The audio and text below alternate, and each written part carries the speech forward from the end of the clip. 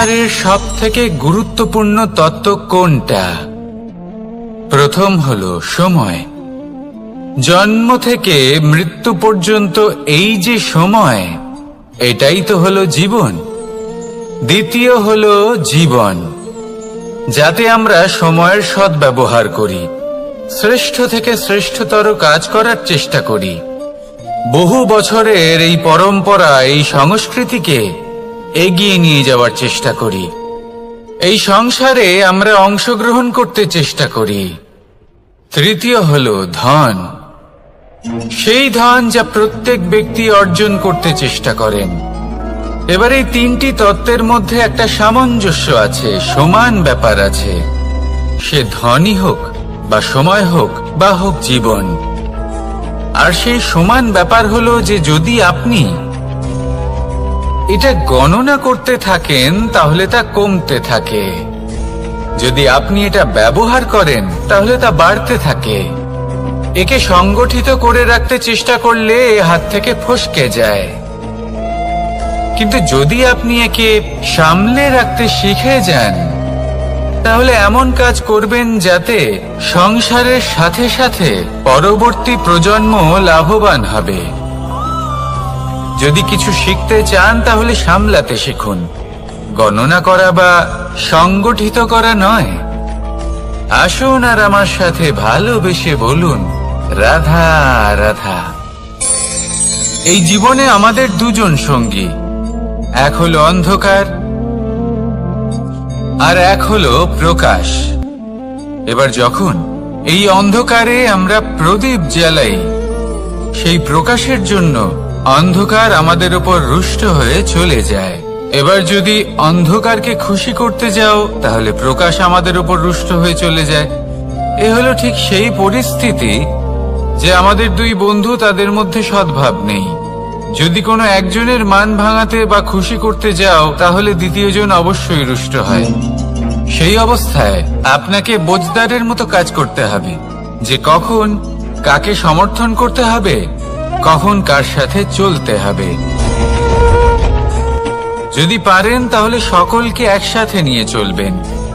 যদি কোনো মানুষের মধ্যে বনিবনা না হয় তাহলে তাদের মধ্যে সামঞ্জস্য বজায় রেখে সংসারের রীতিনীতির চক্র চালিত করা, এটাই তো হলো মনুষ্য জীবন।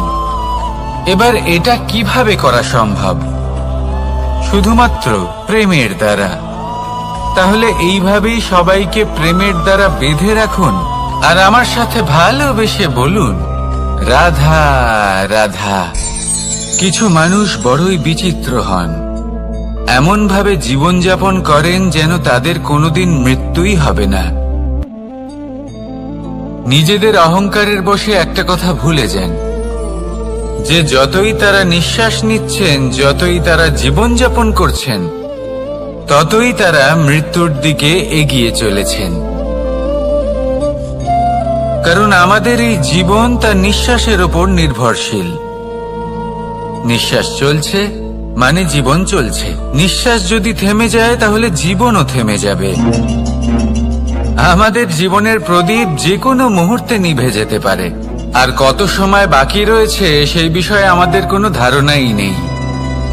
তাই যে মুহূর্ত আমরা এখন যাপন করছি সেটার সদ্ব্যবহার করে নেওয়া যাক, কোনো শুভ কর্ম করে নেওয়া যাক, এমন কোনো কর্ম যার দ্বারা আমাদের ব্যক্তিত্বতে এমন এক চমক আসে যে আমাদের মৃত্যুর পরেও এই সংসার আমাদের চিরস্মরণীয় করে। কারণ একটা কথা ঠিক, মৃত্যু হলো একটা অটল সত্য, তাকে মেনে নিতেই হবে, স্মরণীয় করে রাখতেই হবে। যে সময় আছে তার সদ্ব্যবহার করুন আর আমার সাথে ভালোবেসে বলুন, রাধা রাধা। এই সংসারের সব থেকে বড় সুখ কি?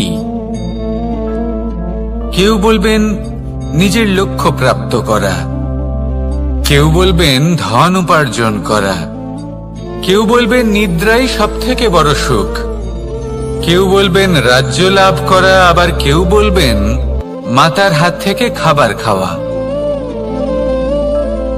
আদি ইত্যাদি। কিন্তু যদি সত্যি কথা বলি, এই সংসারের সব থেকে বড় সুখ হলো সেবা করা। কখনো কাউকে সেবা করে দেখুন।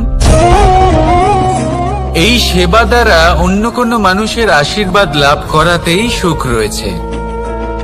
আপনার সেবা ভাব দ্বারা যখন কোনো মানুষ নিজের অন্তরাত্মা থেকে আপনাকে আশীর্বাদ করে, তার থেকে বড় সুখ আর কিছুই নেই। কারণ প্রত্যেক মানুষের মধ্যে ঈশ্বর বাস করেন। নরের সেবাই হলো নারায়ণের সেবা। নিষ্কাম সেবা করাই হলো সব থেকে বড় সুখ। তাই নিজের অন্তরে সেবার এই ভাব জাগ্রত করুন। যে সুখের কথা আমি বলছি, সেই সুখ অনুভব করেই দেখুন। এই মন সুপ্রসন্ন হয়ে বলবে, রাধা রাধা। মানুষের এই জীবন, মানুষ জন্ম নেয়, একটা নির্দিষ্ট সময়ের পরে এই সংসার ত্যাগ করে চলেও যায়। এবার শুধু এটাই আবশ্যক নয় যে এই জীবনকালকে আপনি যাপন করবেন, শুধু এটাই গুরুত্বপূর্ণ নয়। আবশ্যক এবং গুরুত্বপূর্ণ হলো এটা যে এই জীবনকালে আপনি এমন কিছু করেন যাতে এই সংসারের মঙ্গল হয়, যাতে এই সংসার আপনাকে মনে রাখে, আপনার থেকে প্রেরিত হয়, আপনার মতো হতে চায়। প্রত্যেক বছর আপনার জন্মতিথির অপেক্ষা করে, এমন ভাবে আপনার জন্মদিন পালন করে যাতে সেটা মহোৎসবের আকার ধারণ করে। এবার এই জন্মদিন এমনি এমনি মহোৎসবে পরিণত হয় না। তখন হয় না যখন কোনো ব্যক্তি রাজার রূপে বা কোনো গোয়ালার রূপে জন্মগ্রহণ করে। তখন পরিণত হয় যখন একজন মানুষ জন্মগ্রহণের পরে এই সংসারকে কোনো শিক্ষা দিয়ে যান। কিভাবে একজন মানুষ গোয়ালা থেকে রাজা হতে পারে, কিভাবে একজন মানুষ অসত্য থেকে সত্যের পথে চলতে শুরু করেন, অধর্ম থেকে ধর্মের পথে চালিত হতে পারেন, কিভাবে অন্ধকার থেকে প্রকাশের দিকে যেতে পারেন, কিভাবে নিজের আত্মাকে পরমাত্মার সাথে মিলিত করতে পারেন। তা সে রামনবমী হোক বা জন্মাষ্টমী হোক, তাদের জীবনের সাথে জড়িত প্রত্যেক মুহূর্ত একটা পরবের আকার ধারণ করে। তাহলে আপনিও এইভাবে নিজের জীবন যাপন করতে থাকুন। এই সংসারে শুধু ভালোবাসা বিতরণ করুন, কিছুটা এমন ভাবে বিতরণ করুন যাতে আপনি এই সংসার থেকে চলে যাওয়ার পরেও এই সংসারে আপনি শুধুই ভালোবাসা বিতরণ করতে পারেন। যদি আপনি এরকম করেন, সংসারকে প্রেরণা দেন, তাহলে আপনার জীবনও রাধা কৃষ্ণের প্রেমের মতোই অলৌকিক এবং দৈব হয়ে উঠবে। আসুন আর আমার সাথে ভালোবেসে বলুন, রাধা রাধা। আপনি এটা শুনে থাকবেন যে ছোট্ট একটা বালক, সে ঈশ্বরের প্রতিরূপ হয়। কিন্তু এমন কেন বলা হয় তা কি আপনি কখনো ভেবে দেখেছেন? আমি আপনাকে বলছি। কোন একটা ছোট্ট বালককে দেখুন, সে কি করে? সকলকে সমান চোখে দেখে। ওর মনে না কোনো ছলনা রয়েছে, না কোনো কপটতা, না অহংকার রয়েছে, আর না কোনো বিষয় নিয়ে কোনো চিন্তা। সকলকে সে সমান চোখে দেখে আর নিজের মধ্যেই প্রসন্ন থাকে, সকল বিকার থেকে মুক্ত। এগুলোই তো সেই গুণ সেই বালকের মধ্যে, যা হলো ঈশ্বর স্বরূপ। এবার ভেবে দেখুন, যদি প্রত্যেকটা মানুষ এই ছোট বালকের মতো সেই সব গুণ নিজের মধ্যে জাগ্রত করে তোলে, তাহলে কি হবে? তারাও ঈশ্বর তুল্য হয়ে উঠবে। তাই আপনিও এটাই করুন, নিজের মনকে বিকার মুক্ত করুন সেই ছোট্ট বালকের মতো। মনের মধ্যে না কোনো চিন্তা রাখবেন, না মোহ, না ক্রোধ, না কোনো রকমের ছলনা বা কপটতা। সবাইকে সমান চোখে দেখুন আর নিজের মনেই প্রসন্ন থাকতে শিখুন। এই মন প্রেমময় হয়ে বলবে, রাধা রাধা। মানুষের জীবন বড়ই বিচিত্র হয়। যেই মুহূর্তে জন্ম নেয় একটা প্রতিস্পর্ধায় প্রবেশ করতে থাকে। মানুষ জন্ম নেয় আর প্রতিস্পর্ধা শুরু হয়ে যায় ভাই এবং বোনের মধ্যে সর্বশ্রেষ্ঠ হবার, সবার থেকে এগিয়ে থাকার। তারপরে সে যায় গুরুকুলে। নিজের বন্ধুদের মধ্যে সর্বশ্রেষ্ঠ হওয়ার প্রতিস্পর্ধা শুরু হয়। এবার সেখান থেকে বাইরে বেরিয়ে সংসার জীবনে প্রবেশ করে ধন উপার্জনের প্রতিস্পর্ধা শুরু হয়। তা সে যুদ্ধই হোক বা কলা হোক, এই প্রতিস্পর্ধা কখনোই আমাদের পিছু ছাড়ে না। তাই যদি প্রতিস্পর্ধা করতেই হয়, তাহলে আমরা মানুষকে সাহায্য করার প্রতিস্পর্ধা কেন করব না? এমন এক প্রতিস্পর্ধা যাতে যে কেউ জিতুক বা যে কেউ হারুক না কেন, লাভ সকলের হবে। সকলের মধ্যে প্রেম বিতরণ করতে থাকুন, এইভাবেই আনন্দ বিতরণ করতে থাকুন, আর আমার সাথে ভালোবেসে বলুন, রাধা রাধা। দু রকমের প্রাকৃতিক বেগ থাকে। প্রথম হলো বর্ষা। যখন এর বর্ষণ হয় তখন মাটিকে শীতল করে নতুন ফসল ফলায়। আর দ্বিতীয় হয় পবন, যা আমাদের সর্বদা শ্বাসবায়ু প্রদান করে। অশান্ত এই মনকে শান্তি প্রদান করে, এই ক্লান্ত শরীরে স্ফূর্তি প্রদান করে। আমাদের জীবনে যত আবেগ আছে তা হয় বর্ষার মতো হওয়া উচিত, নয় হওয়া উচিত পবনের মতো। ক্রোধ, মতভেদ, বিবাদ এগুলো হওয়া উচিত বর্ষার মতো। অর্থাৎ কিছু সময় পরে যেন এরা নিজে থেকেই ছিন্ন ভিন্ন হয়ে চলে যায়। আর যদি পবনের মতো কোনো আবেগ থাকা উচিত, তা হলো প্রেম, যা সর্বদা শ্বাসবায়ু প্রদান করে, সবসময় সাথে থাকে। একে আমরা অনুভব করতে পারি না, কিন্তু এ আমাদের অনুভব করার জন্য প্রাণবায়ু প্রদান করে। আর যখন চক্রবাতের মতো সে ভয়ঙ্কর হয়ে ওঠে, তখন সমগ্র সংসার বদলে দেয়। এর সারমর্ম একটাই, শক্তি। মতভেদ, ক্রোধ, বিবাদের মধ্যে নেই। শক্তি যদি থাকে, তা আছে প্রেমের মধ্যে। তাই এই প্রেমকে মনের মধ্যে রাখুন আর আমার সাথে বলুন, রাধা রাধা। প্রত্যেকটা মানুষ আলাদা হয় আর অত্যন্ত বিশেষ হয়।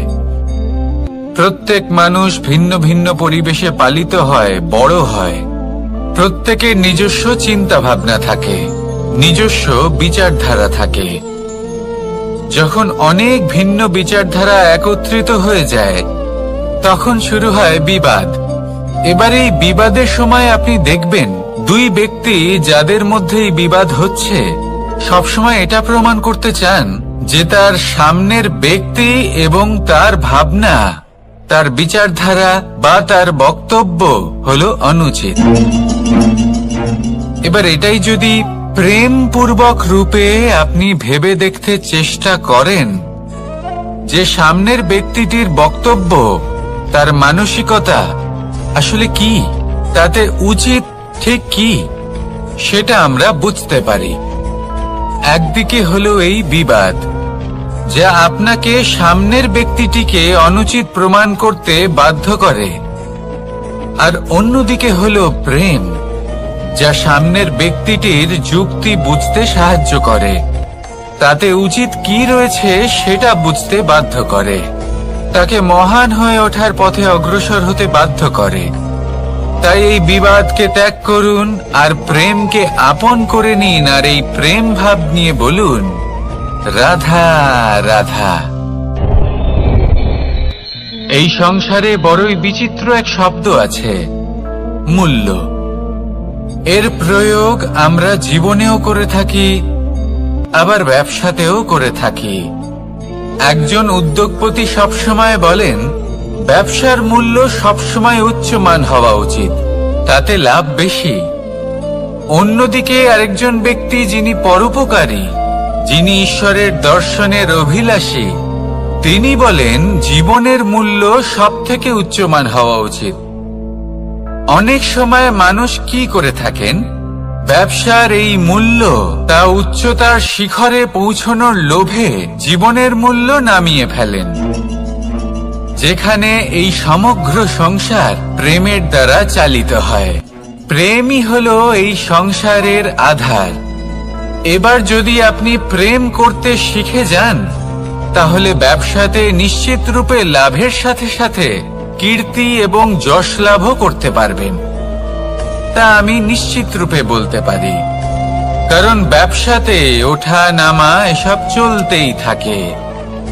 জীবনকে আপনি যদি একবার উচ্চতায় নিয়ে যেতে পারেন, তাহলে তা কখনোই নামবে না। আসুন আর আমার সাথে ভালোবেসে বলুন, রাধা রাধা। যা বাধা দেয় তা হলো অবরোধ, যা এগিয়ে নিয়ে যায় তা হলো বিকাশ, আর যা ভাগ করে দেয় তা হলো গুণ। আপনি সবাইকে আনন্দ দিন, তার বদলে আপনিও আনন্দ পাবেন। আপনি সবার মধ্যে প্রেম ছড়ান, আপনিও তার বদলে প্রেমই পাবেন। এই দেখুন না, মেঘেদের দেখুন। এই যে মেঘ, এই মেঘের গুণ এইটা নয় যে এরা জল সংগ্রহ করে রাখে। এদের গুণ হলো এটাই যে এই মেঘ সকলের মধ্যে জল ভাগ করে দেয়। ধরিত্রীর এবং জগতের তৃষ্ণা নিবারণ হয়। সূর্য, সূর্যের গুণ এইটা নয় যে সে সব থেকে বেশি তেজস্বী। তার গুণ হলো এটাই যে সে নিজের তেজ সবার মধ্যে ভাগ করে দিতে পারে। ঠিক সেইভাবেই জীবনে আনন্দ, উল্লাস, প্রেম এই সব কিছুই ভাগ করে নিতে শিখুন। এটাই হলো একটা গুণ, আর তার বদলে আপনি দ্বিগুণ আনন্দ, দ্বিগুণ উল্লাস, দ্বিগুণ প্রেম অবশ্যই পাবেন। যদি আপনি এই সবকিছু নিজের কাছেই জমিয়ে রাখেন, তাহলে আপনি নিজের বিকাশে নিজেই বাধা দেবেন। আসুন আর আমার সাথে ভালোবেসে বলুন, রাধা রাধা। আপনি কখনো মাখনের হাঁড়ি ভেঙেছেন? কত আনন্দ পাওয়া যায়। এই মাখনের হাঁড়ি ভাঙলে পুরো মাখন আমাদের গায়ে এসে পড়ে আর মন উচ্ছ্বসিত হয়ে ওঠে। কিন্তু তার জন্য বালগোপালদের কত চেষ্টা করতে হয় সেটা কখনো ভেবে দেখেছেন? প্রথমে বড়ই পরিশ্রম করে একের ওপর এক সাবধানে ওপরে চড়তে হয়, তারপরে ভারসাম্য বজায় রাখতে হয়, পড়ে গেলে হবে না।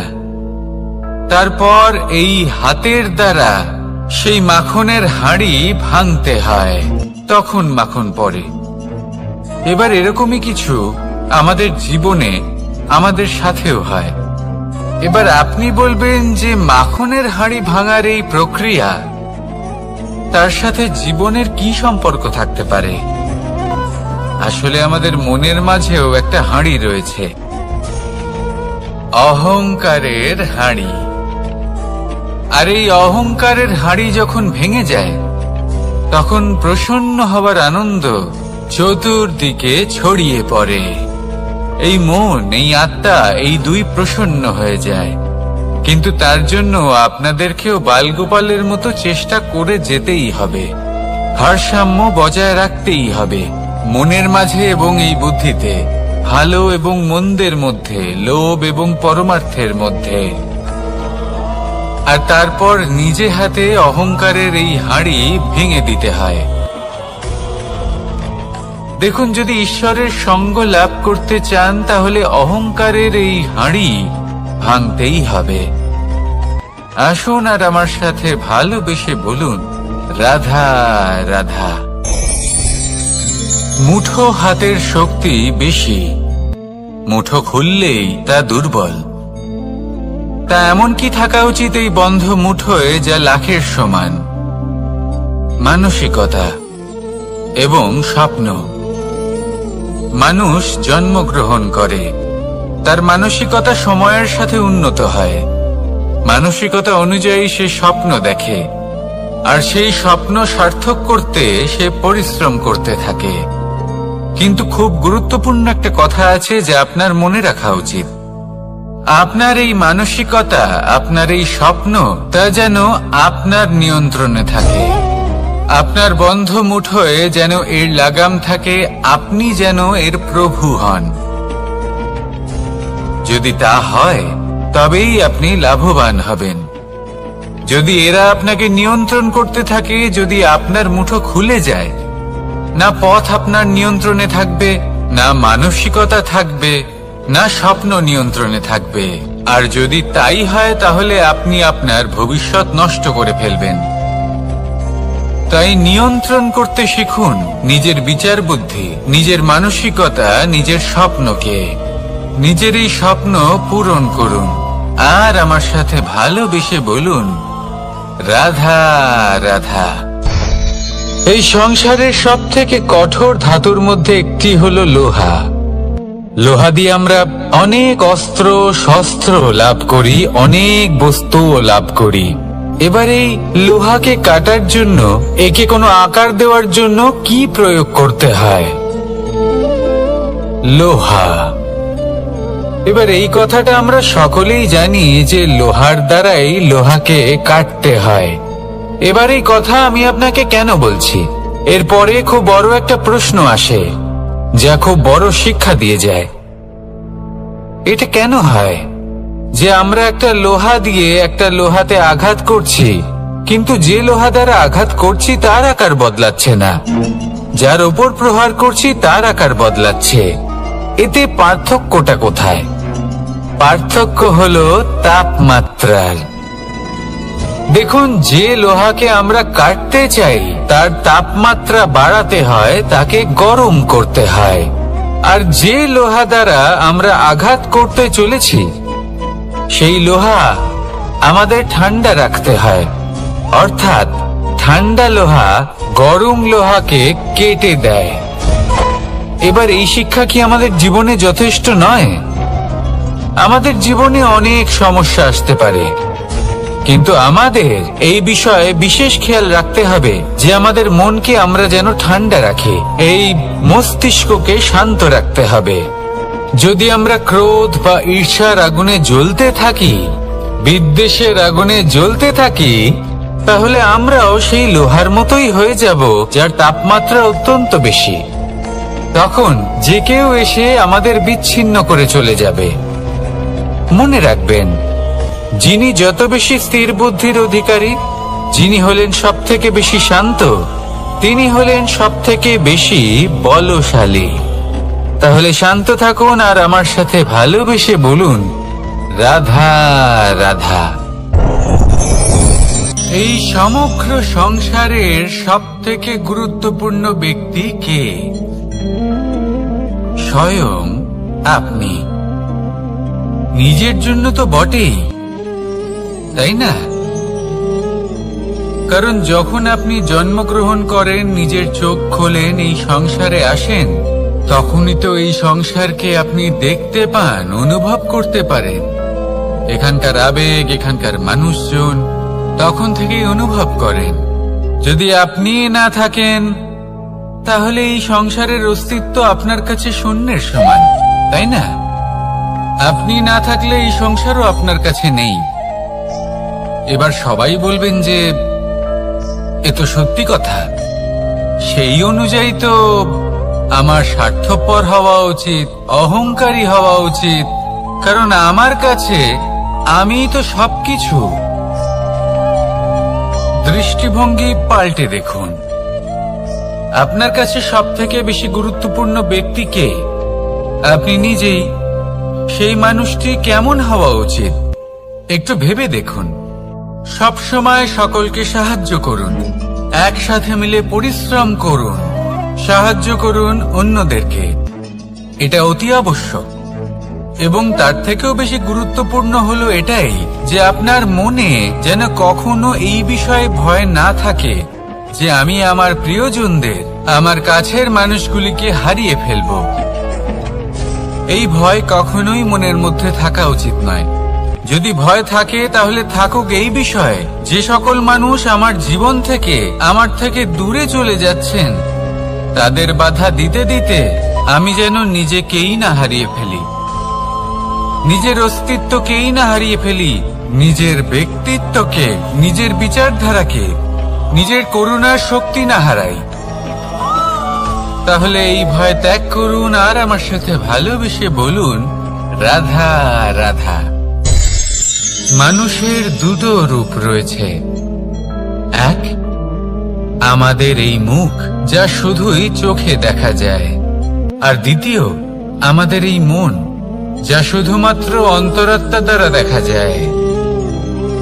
এবার আমাদের এই মুখ, তা ঈশ্বর সকলকেই আগে থেকেই প্রদান করেছেন, কিন্তু এই মন কেমন হবে তা আমাদের জীবনের অনুভূতি এবং আমাদের জীবনের লক্ষ্য এগুলি সুনিশ্চিত করে। অর্থাৎ নেত্র দিয়ে দেখা যায় আমাদের এই মুখ, তা শুধুই এই কারণে প্রয়োজন যাতে সংসার আমাদের দেখতে পায়, আমাদের চিনতে পারে। কিন্তু যদি এই সংসারে আপনি প্রকৃত অর্থে মান সম্মান লাভ করতে চান, তাহলে নিজের অন্তরাত্মাকে আপনাকে বিকশিত করতেই হবে। দেখুন, কথায় আছে এই যে অসুর, তা শারীরিকভাবে উপস্থিত নয়, তা মনের মধ্যে থাকে। যদি এই মন থেকে অসুরকে বের করে দেওয়া যায়, তাহলে শরীরে তা উপস্থিত থাকবেই না। তাই মনকে শুদ্ধ করুন আর আমার সাথে ভালোবেসে বলুন, রাধা রাধা। প্রয়াস, পরিশ্রম, এই শব্দগুলি শুনতে হয়তো ছোট মনে হয়, কিন্তু এর মূল্য অনেকটাই অধিক। এবার প্রয়াসও কিন্তু দুই ধরনের হয়। একটা প্রয়াস তাই যা আমরা নিজের মন থেকে, অন্তর থেকে সমগ্র শক্তি দিয়ে করার চেষ্টা করি। এবারে এই প্রয়াস প্রচেষ্টার নামান্তর। কিছু প্রয়াস এমন হয় যেমন দ্রুতক্রীড়া খেলা। মানুষ বলেন, আজ একটু প্রয়াস করি, একটু দ্রুতক্রীড়া খেলেই দেখি, যদি বিজয়ী হই তবে ভালো ব্যাপার, যদি না হই তবে আর কখনো খেলবো না। এটাও কিন্তু প্রয়াস, কিন্তু এই প্রয়াস পরিশ্রম নয়। পাণ্ডবদের দেখুন, ওনারা যখন পরিশ্রম করেছিলেন, তখন খাণ্ডবপ্রস্থকেও ইন্দ্রপ্রস্থ বানিয়েছিলেন। দ্রুতক্রীড়া খেললেন, সেই মুহূর্তেই ইন্দ্রপ্রস্থ হারিয়ে ফেললেন। পরিশ্রম করলেন, সগৌরবের রাজা হলেন। দ্রুতক্রীড়া খেললেন, তখন এক মুহূর্তে রাজা থেকে নিঃস্ব হয়ে গেলেন। সারমর্ম এটাই যে দ্রুতক্রীড়া কখনো কখনো আপনার মিত্র হতে পারে, কখনো সে আপনাকে বিজয়ী করতে পারে, কিন্তু প্রয়াস এবং পরিশ্রম যখন একসাথে মিলিত হয়, তখন তা সর্বদাই আপনার সাথে থাকে। প্রয়াস করতে থাকুন, পরিশ্রম করতে থাকুন, আর আমার সাথে ভালোবেসে বলুন, রাধা রাধা। মানুষ কখনো কখনো সময়কে নিয়ন্ত্রণ করতে চেষ্টা করে, কখনো কখনো সময়ের গুরুত্ব বুঝতে পারে না। এটা ভাবে যে এই কিছু মুহূর্ত কেটে যাক, একে অতিবাহিত করি, তাহলে কি বা হবে, কয়েকটা মুহূর্ত মাত্র। কিন্তু তা নয়। আজকের একটা মুহূর্ত ভবিষ্যতের অনেক বড় পরিবর্তনের ভিত হতে পারে। আজকের একটা মুহূর্ত আপনার ভবিষ্যৎকে উজ্জ্বল করে তুলতে পারে। সেই জন্য ছোট ছোট মুহূর্তগুলিকে অদেখা করবেন না। সময়কে কাজে লাগান, পূর্ণরূপে কাজে লাগান। এবার যদি আপনি কাউকে সাহায্য করতে চান আর সেই কারণেই যদি থেমে থাকেন, তাহলে ঠিক আছে, কারণ আপনি কাউকে সাহায্য করে তার জীবনকে আরো ভালো করে তুলতে চাইছেন, আরো শ্রেষ্ঠ করতে চাইছেন। এই পুণ্য, এই কর্ম ফিরে আপনার কাছেই আসবে আর আপনার জীবনকে শুভ করে তুলবে। কিন্তু যদি আপনি আলস্যের কারণে থেমে থাকেন এবং কিছুই না করেন, সময় নষ্ট করেন, তাহলে কিন্তু একটাই ঘটনা ঘটবে, আপনার ভবিষ্যৎ বিপদগ্রস্ত হয়ে পড়বে, আর কিছুই নয়। সেই জন্য এটা বোঝা প্রয়োজন যে কখন থামতে হবে এবং কেন থামতে হবে। যদি আপনার থামার কারণ এবং সময় অনুচিত হয়ে থাকে, তাহলে আপনার ভবিষ্যৎ কখনোই উচিত হতে পারে না। সেই জন্য সময়কে সম্মান করুন আর পূর্ণ ব্যবহার করতে শিখুন। আর আমার সাথে ভালোবেসে বলুন, রাধা রাধা। জীবনে সবসময় সেটা হয় না যা আমরা চাই, তেমন ভাবে হয় না যেমন ভাবে আমরা চাই। এবার তাতে আমরা দুঃখ পাই, নিরাশ হয়ে পড়ি, ভাগ্যকে দোষ দিই অথবা অন্য কাউকে বা নিজেকে। কিন্তু সত্যটা কি সেটা আমাদের জানতে হবে। এই সংসার নির্মিত হয়েছে পাহাড় দ্বারা এবং পাথর দ্বারা, তাই প্রত্যেক স্থানে ছোট ছোট ছোট ছোট নুড়ি পাথর তো অবশ্যই থাকবে। এগুলো এড়িয়ে যাওয়া সম্ভব নয়, আর এই কথাটা আমরা সকলে জানি। এবার এইভাবেই আমাদের জীবনে নানান রকমের সমস্যা লেগেই থাকে। এর হাত থেকে কোনোভাবেই নিস্তার পাওয়া সম্ভব নয়। একটা সমস্যা এড়াতে যান, দ্বিতীয় চলে আসবে, দ্বিতীয় সমস্যা এড়াতে যান, তৃতীয় চলে আসবে। কিন্তু সমস্যা জীবনে থাকবেই, আর আপনাকে সাহায্য করার জন্যই থাকবে কোনো না কোনো রূপে। আপনার চারপাশে পাথর আছে, এটা আপনার উপর নির্ভরশীল আপনি কি করবেন, কোন পথে অগ্রসর হবেন এবং কিভাবে অগ্রসর হবেন। এবার দেখুন, এটা তো সবসময় সম্ভব নয় যে আপনার পদতলে ফুলের চাদর থাকবে, এটা তো অসম্ভব।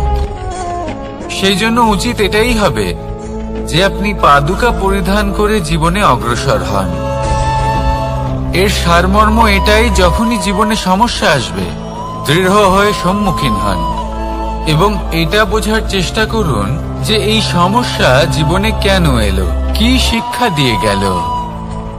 আপনার মধ্যে দোষ অবশ্যই থাকবে, তাকে গুণে পরিবর্তিত করুন। এই জীবন আরো বেশি সহজ সরল হবে এবং প্রসন্ন হয়ে বলবে, রাধা রাধা। অনেক মানুষ আমাকে এসে বলেন যে কানাই, তোমার কথাগুলি তো আর কি বা বলি, তোমার কথা কি থেকে কি করে ফেলতে পারে, অসম্ভবকে সম্ভব করে ফেলতে পারে। এত শক্তি তোমার কথাতেই রয়েছে, তো অন্য কিছু করার কোনো প্রয়োজনই কোথায়? এবার ওনারা এই কথাটা বুঝতে পারেন না যে জ্ঞান শুধুমাত্র শব্দের সমন্বয় মাত্র, কিন্তু এর অর্থ কি সেটা জানার জন্য অনুভব করা প্রয়োজনীয়, সেই পথে চলা প্রয়োজনীয়। এই অভিজ্ঞতাই আপনাকে অর্থ বুঝিয়ে দেবে। ঠিক যেমন তুমি কর্ম করতে থাকো, ফলের চিন্তা করো না, এটা শুধুই শব্দ। এর সারমর্মটা কি, এর অর্থ কি সেটা বোঝার জন্য সেই পথে আপনাকে অগ্রসর হতেই হবে, সেটা যাপন করতে হবে, কর্ম করতে হবে নিরন্তর। এটা ভাবলে হবে না যে আমি কি আমার কর্মের ফল আদৌ পাবো কিনা, তবেই আপনি এই কথার অর্থ বুঝতে পারবেন। কখনো ভেবে দেখবেন, আমাদের বাড়িতে যারা জ্যেষ্ঠ আছেন, বড় আছেন, আমরা তাদের পুজো করি, তাদের সেবা করি, আমরা তাদের চরণ স্পর্শ করি। কেন? কারণ ওনাদের কাছে আমাদের থেকে অনেক বেশি জীবনের অভিজ্ঞতা থাকে। জীবনে শুধুমাত্র জ্ঞান শোনাটা প্রয়োজনীয় নয়, তা বুঝতে পারা প্রয়োজনীয়। তা যদি যাপন করেন তবেই অভিজ্ঞতা হবে, তবেই প্রকৃত অর্থ বুঝতে পারবেন। তাহলে জ্ঞান শুধু শুনবেন না, বুঝুন, তাকে আচরণে আনুন এবং আমার সাথে ভালোবেসে বলুন, রাধা রাধা। এই সংসারের সব থেকে গুরুত্বপূর্ণ তত্ত্ব কোনটা? প্রথম হলো সময়।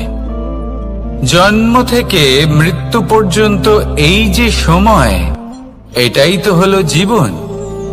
দ্বিতীয় হলো জীবন, যাতে আমরা সময়ের সদ্ব্যবহার করি, শ্রেষ্ঠ থেকে শ্রেষ্ঠতর কাজ করার চেষ্টা করি।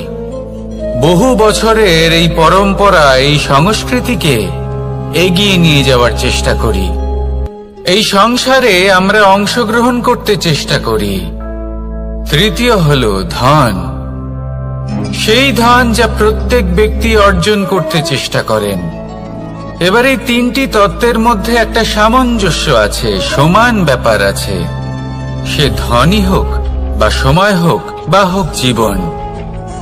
আর সেই সমান ব্যাপার হলো যে যদি আপনি এটা গণনা করতে থাকেন তাহলে তা কমতে থাকে, যদি আপনি এটা ব্যবহার করেন তাহলে তা বাড়তে থাকে। একে সংগঠিত করে রাখতে চেষ্টা করলে হাত থেকে ফসকে যায়, কিন্তু যদি আপনি একে সামলে রাখতে শিখে যান তাহলে এমন কাজ করবেন যাতে সংসারের সাথে সাথে পরবর্তী প্রজন্ম লাভবান হবে। যদি কিছু শিখতে চান তাহলে সামলাতে শিখুন, গণনা করা বা সংগঠিত করা নয়। আসুন আর আমার সাথে ভালোবেসে বলুন, রাধা রাধা। এই জীবনে আমাদের দুজন সঙ্গী, এক হলো অন্ধকার আর এক হলো প্রকাশ। এবার যখন এই অন্ধকারে আমরা প্রদীপ জ্বালাই, সেই প্রকাশের জন্য অন্ধকার আমাদের উপর রুষ্ট হয়ে চলে যায়। এবার যদি অন্ধকারকে খুশি করতে যাও তাহলে প্রকাশ আমাদের উপর রুষ্ট হয়ে চলে যায়। এ হলো ঠিক সেই পরিস্থিতি যে আমাদের দুই বন্ধু, তাদের মধ্যে সদ্ভাব নেই। যদি কোনো একজনের মান ভাঙাতে বা খুশি করতে যাও তাহলে দ্বিতীয়জন অবশ্যই রুষ্ট হয়। সেই অবস্থায় আপনাকে বোঝদারের মতো কাজ করতে হবে যে কখন কাকে সমর্থন করতে হবে, কখন কার সাথে চলতে হবে। যদি পারেন তাহলে সকলকে একসাথে নিয়ে চলবেন।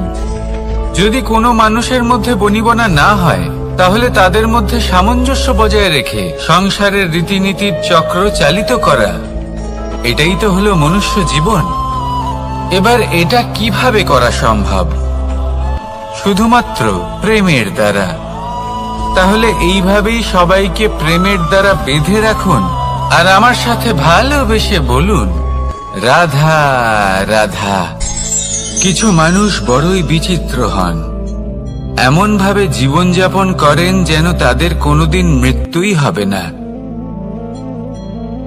নিজেদের অহংকারের বশে একটা কথা ভুলে যান যে যতই তারা নিঃশ্বাস নিচ্ছেন, যতই তারা জীবনযাপন করছেন, ততই তারা মৃত্যুর দিকে এগিয়ে চলেছেন। কারণ আমাদের এই জীবন তার নিঃশ্বাসের ওপর নির্ভরশীল। নিঃশ্বাস চলছে মানে জীবন চলছে। নিঃশ্বাস যদি থেমে যায় তাহলে জীবনও থেমে যাবে। আমাদের জীবনের প্রদীপ যে কোনো মুহূর্তে নিভে যেতে পারে, আর কত সময় বাকি রয়েছে সেই বিষয়ে আমাদের কোনো ধারণাই নেই। তাই যে মুহূর্ত আমরা এখন যাপন করছি সেটার সদ্ব্যবহার করে নেওয়া যাক, কোনো শুভ কর্ম করে নেওয়া যাক, এমন কোনো কর্ম যার দ্বারা আমাদের ব্যক্তিত্বতে এমন এক চমক আসে যে আমাদের মৃত্যুর পরেও এই সংসার আমাদের চিরস্মরণীয় করে।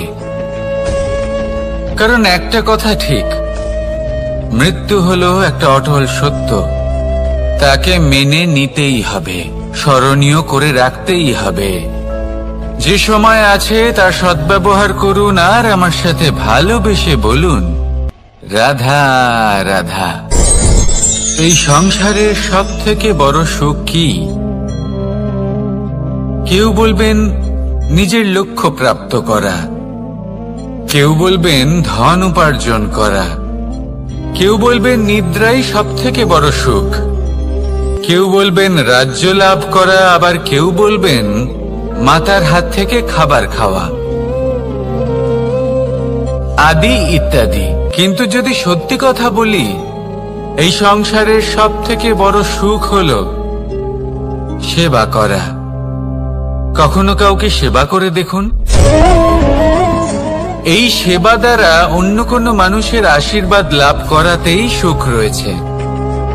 আপনার সেবা ভাব দ্বারা যখন কোনো মানুষ নিজের অন্তরাত্মা থেকে আপনাকে আশীর্বাদ করে, তার থেকে বড় সুখ আর কিছুই নেই। কারণ প্রত্যেক মানুষের মধ্যে ঈশ্বর বাস করেন। নরের সেবাই হলো নারায়ণের সেবা। নিষ্কাম সেবা করাই হলো সব থেকে বড় সুখ। তাই নিজের অন্তরে সেবার এই ভাব জাগ্রত করুন।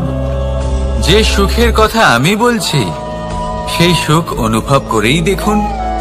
এই মন সুপ্রসন্ন হয়ে বলবে, রাধা রাধা।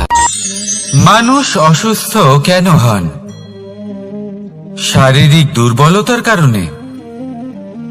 না, মানুষ অসুস্থ হন তার মানসিকতার কারণে, তার বিবেকের কারণে, তার কর্মের কারণে, তার ক্রোধের কারণে। আর যখন কেউ সুস্থ হন, ঠিক হয়ে যান, তার মানে এটা নয় যে শুধু ওষুধের জন্য তিনি সুস্থ হয়েছেন। না, এটা কারোর তার প্রতি প্রেমের প্রভাব, বিশ্বাসের প্রভাব, সম্বলের প্রভাব। শুধুমাত্র ওষুধ দিয়ে কিছুই হয় না। যদি মনে প্রেম থাকে, বিবেক থাকে, বিশ্বাস থাকে, সম্বল থাকে, তবেই সেই ওষুধ কাজ করতে পারে। তাই মনে রাখবেন, এই জীবন হলো অত্যন্ত ছোট। মনে প্রেম ভাব রাখুন, মিত্রতা করুন, শত্রুতা নয়। ভালোবাসুন, বিদ্বেষ নয়। আর এই ভালোবাসার সাথেই বলুন, রাধা রাধা। জীবন, এই জীবনের সত্য কি? জন্ম, যেখান থেকে জীবন আরম্ভ হয়, নাকি সমাপ্তি? মৃত্যু, যেখানে জীবন শেষ হয়ে যায়।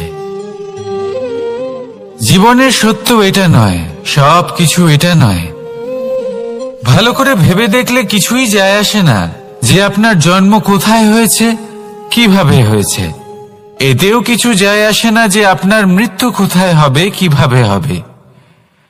যায় আসে তখন, গুরুত্বপূর্ণ হলো এটাই যে জীবন আপনি যাপন করেছেন তার উদ্দেশ্য কি ছিল, কি ভাবনা নিয়ে আপনি বেঁচেছেন। এখন যদি আপনি এমন কিছু করেন যার দ্বারা এই সংসার আপনার থেকে জীবন যাপনের প্রেরণা পেতে পারে, মৃত্যুর পরেও আপনার কর্ম দেখে তা স্মরণ করে জীবনে বাঁচতে শেখেন, তাহলে তার তাৎপর্য হলো আপনি নিজের কর্মের দ্বারা, নির্বাচনের দ্বারা অমর হয়ে গেছেন। দেখুন, জীবনে দুশ্চিন্তা করা হলো বৃথা, মৃত্যুর ভয়ও হলো বৃথা। কারণ আত্মা কখনো মরে না, তাকে কেউ শেষ করতে পারে না। না কাল, না মৃত্যু, আর না সময়। যদি এমন কিছু থাকে যা আপনার আত্মাকে শেষ করে দিতে পারে, তাহলে তা আপনারই নিজের দুষ্কর্ম। তাই এই যে জীবনকাল আপনার কাছে রয়েছে, তাতে শুধু শুভ কর্ম করুন, দুশ্চিন্তা করা ত্যাগ করুন। এমন কর্ম করুন যা দেখে সংসার উচিত পথে চলে আসবে, শুভ কর্ম করবে। যদি আপনার মৃত্যুর পরে সংসার আপনাকে স্মরণ করে শিক্ষা লাভ করে, উচিত পথে চলে, প্রেরিত হয়, তাহলে আপনিও অমর হয়ে যাবেন। আসুন আমার সাথে ভালোবেসে বলুন, রাধা রাধা।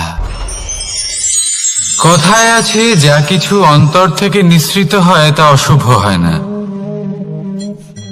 অশুভ হলো সেই বোধ, সেই ইচ্ছে যা অন্তর থেকে নিঃসৃত হলেও কখনোই বিবেকের দ্বারা পরখ করা হয় না। এমনই একটা অনুভূতি হলো ক্রোধ। এই ক্রোধ আপনার বিবেকই হরণ করে নেয়, আপনার করুণা হরণ করে নেয়। আপনি ভাবনা চিন্তা করার যোগ্যতাই হারিয়ে ফেলেন। এবার যদি আপনি সংসারকে নিয়ন্ত্রণ করতে চান, ভবিষ্যতের ওপর নিয়ন্ত্রণ রাখতে চান, বর্তমানের ওপর নিয়ন্ত্রণ রাখতে চান, তাহলে প্রথমে নিজের ক্রোধের উপর নিয়ন্ত্রণ করা শিখতে হবে, কারণ এই ক্রোধ আপনার বন্ধু নয়, এ আপনার শক্তি নয়, এ হলো আপনার দুর্বলতা, আর এটা শত্রুর শক্তি বাড়িয়ে তোলে, আর শেষ পর্যন্ত ক্ষতি আপনারই হয়। তাই এই ক্রোধকে নিজের নিয়ন্ত্রণে রাখুন। অশুভ মন্তব্য আপনা থেকেই অসফল হয়ে যাবে। আসুন আমার সাথে ভালোবেসে বলুন, রাধা রাধা।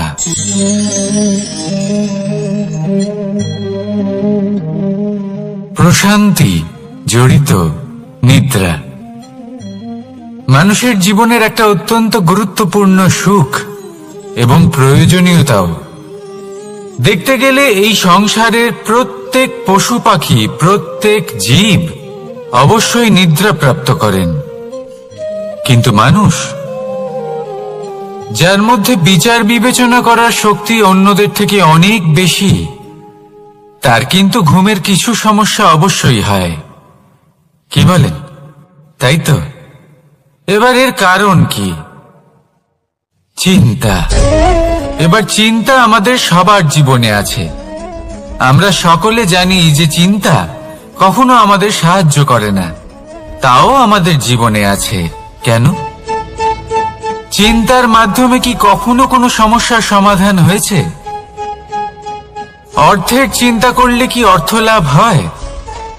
ভবিষ্যতের চিন্তা করলে কি ভবিষ্যৎ ঠিক হয়ে যায়? স্বাস্থ্যের চিন্তা করলে কি স্বাস্থ্য নিজে থেকেই ঠিক হয়? হয় না। তাহলে এই সব কিছু থেকে আমাদের একটা ছোট্ট শিক্ষা অবশ্যই লাভ করা উচিত। আপনিও আপনার কাঁধ থেকে চিন্তার এই বোঝা নামিয়ে ফেলুন। আর ইচ্ছে, এই সব ইচ্ছে একত্রিত হয়ে আমাদের মনে চিন্তা উৎপন্ন করে। তাই এই চিন্তাগুলিকে ত্যাগ করুন। প্রকৃতির প্রেমের উপর বিশ্বাস রাখুন। মনে রাখবেন, যিনি চিন্তা মুক্ত হবেন তিনি চিতা মুক্ত হবেন। সুখের নিদ্রা প্রাপ্ত করুন, আর নিদ্রায় যাবার আগে আমার সাথে ভালোবেসে বলুন, রাধা রাধা। মহাদেব, সেই দেবতা যিনি মহান, যাকে দেবতাদের দেবতা বলা হয়, যিনি হলেন আমার আরাধ্য। কখনো আপনার মনে এই প্রশ্ন এসেছে যে শিবকেই কেন মহাদেব বলা হয়, অন্য কোনো দেবতাকে কেন বলা হয় না? সেই কারণ মহাদেবের মধ্যে, ওনার মধ্যে এমন এক বিশেষ গুণ রয়েছে যা অন্য কারণ নেই। তা হলো নিঃস্বার্থ হয়ে মানুষের সেবা করা। যদি প্রয়োজন পড়ে, যদি সৃষ্টির পথে বিনাশের কালো মেঘ ছেয়ে থাকে, তখন নিজের প্রাণের চিন্তা না করে হলাহল পান করার জন্য প্রস্তুত থাকেন মহাদেব। আর এই অদ্বিতীয় ত্যাগের জন্যই শিবকে মহাদেব বলে ডাকা হয়। এবার যদি কোনো মানুষও নিঃস্বার্থ ভাবনার দ্বারা নিজেকে অর্পণ করে দেয় এই জগতের কল্যাণের জন্য, মানুষের সেবার জন্য, তাহলে তিনিও মহাপুরুষ, মহামানব হতে পারেন। যদি কেউ অভুক্ত থাকেন, তাহলে নিজের থালা থেকে অর্ধেক খাবার তাকে দিয়ে দিন। যদি কেউ অসুস্থ হন, তাহলে তাকে সেবা করার, চিকিৎসা করার চেষ্টা করুন। এই জীবন শুধু নিজের জন্য নয়, অন্যদের প্রতি, সমস্ত সংসারের প্রতি উৎসর্গ করুন। যদি এইসব মানুষ শিখে যান, তাহলে তিনি মহাদেবের পথে অগ্রসর হতে পারেন। যদি মানুষ নিঃস্বার্থ ভাবনার দ্বারা এই সংসারের সেবা করতে শিখে যান, তাহলে তিনি নিশ্চিত রূপে মহামানব অবশ্যই হতে পারবেন। আসুন আমার সাথে ভালোবেসে বলুন, রাধা রাধা। স্বর্ণ, হীরে, মুক্ত, মানিক, এই সব কিছুকে আগে পাথর বলা হতো। তাহলে এমন কি হলো যে এদের রত্ন বলা হয়? আর রত্ন তা বাস্তবে আসলে কি? এটা হলো সেই পাথর যাকে আগে আগুনের তাপ সহ্য করতে হয়েছে, পরখ করা হয়েছে, যাচাই করা হয়েছে, এদের কাটার চেষ্টা করা হয়েছে, কিন্তু তারা কখনোই নষ্ট হয়নি, বরং তারা আরো উদ্ভাসিত হয়েছে, আরো উজ্জ্বল হয়েছে, এই সংসারে আরো প্রকাশ ছড়িয়ে দিয়েছে। সেই জন্য এরা হলো এত অমূল্য, সেই জন্য এরা হলো বহুমূল্য, সেই জন্য এদের রত্ন বলা হয়। এবার মানুষের কাছেও এই নির্বাচনের অধিকার রয়েছে যে আমরা শুধু পাথর হয়ে থাকব নাকি রত্ন হয়ে থাকব। কিভাবে? আমাদের জীবনেও অনেক সমস্যা রয়েছে, বাধা আছে, বিপত্তি আছে। আমরা সেই বাধার তাপে উত্তপ্ত হই, এই সমস্যা আমাদের কাটার চেষ্টা করে। অনেক মানুষ বিভিন্ন পরিস্থিতি আমাদের ভাঙার চেষ্টা করে, কিন্তু আমাদের নষ্ট হলে চলবে না। যেভাবে এই রত্ন সমস্যার সম্মুখীন হয়ে পাথর থেকে রত্ন হয়েছে, সেইভাবেই আমাদেরও আমাদের সমস্যার সম্মুখীন হয়ে রত্ন হয়ে উঠতে হবে। এই সংসারে প্রকাশের স্রোত হয়ে উঠতে হবে। তাহলে এটাই করুন আর আমার সাথে ভালোবেসে বলুন, রাধা রাধা। সংসারে সব থেকে বড় শক্তি আসলে কি? কেউ বলবেন শারীরিক শক্তি, কেউ বলবেন অস্ত্রের শক্তি, কেউ বলবেন জ্ঞানের শক্তি। ঠিক আছে, কিন্তু যদি আমি বলি সংসারের সব থেকে বড় শক্তি হলো শক্তি কোনো এক তথ্যের, আগে হ্যাঁ, তথ্য। এই তথ্য নিজেই কিন্তু খুব শক্তিশালী, অত্যন্ত শক্তিশালী অস্ত্র হলো এই তথ্য।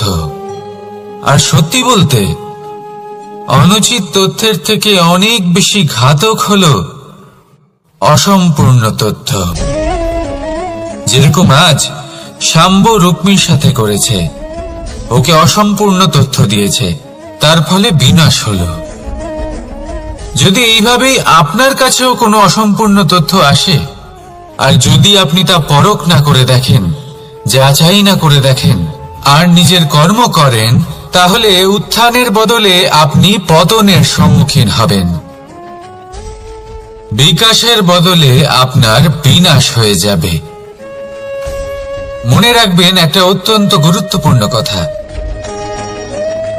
সঠিক তথ্য পাওয়া সঠিক তথ্য দেওয়ার থেকে অনেক বেশি গুরুত্বপূর্ণ। আশা করি এই কথা আপনি বুঝেছেন।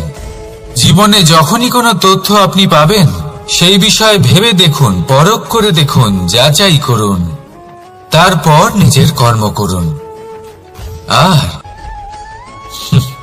আমার সাথে ভালোবেসে বলুন, রাধা রাধা। ধর্ম এবং প্রেম, এই দুই হলো একই মুদ্রার দুই পিঠ। যদি এদের মধ্যে কোনোটা নষ্ট হয়ে যায়, তাহলে দ্বিতীয়টাও থাকে না। কখনো ভেবেছেন এমন কেন হয়? তার জন্য আগে আপনাকে বুঝতে হবে যে ধর্ম আসলে কি। ধর্ম সেটাই যা এই সংসারের প্রত্যেক মানুষকে একে অপরের সাথে সুখ এবং শান্তিতে থাকতে প্রেরণা যোগায়। এই প্রেরণার আধার হলো প্রেম। প্রেম সেটাই যা আপনার মধ্যে অন্য কারোর প্রতি করুণাবোধ জাগিয়ে তোলে, সম্মান জাগিয়ে তোলে।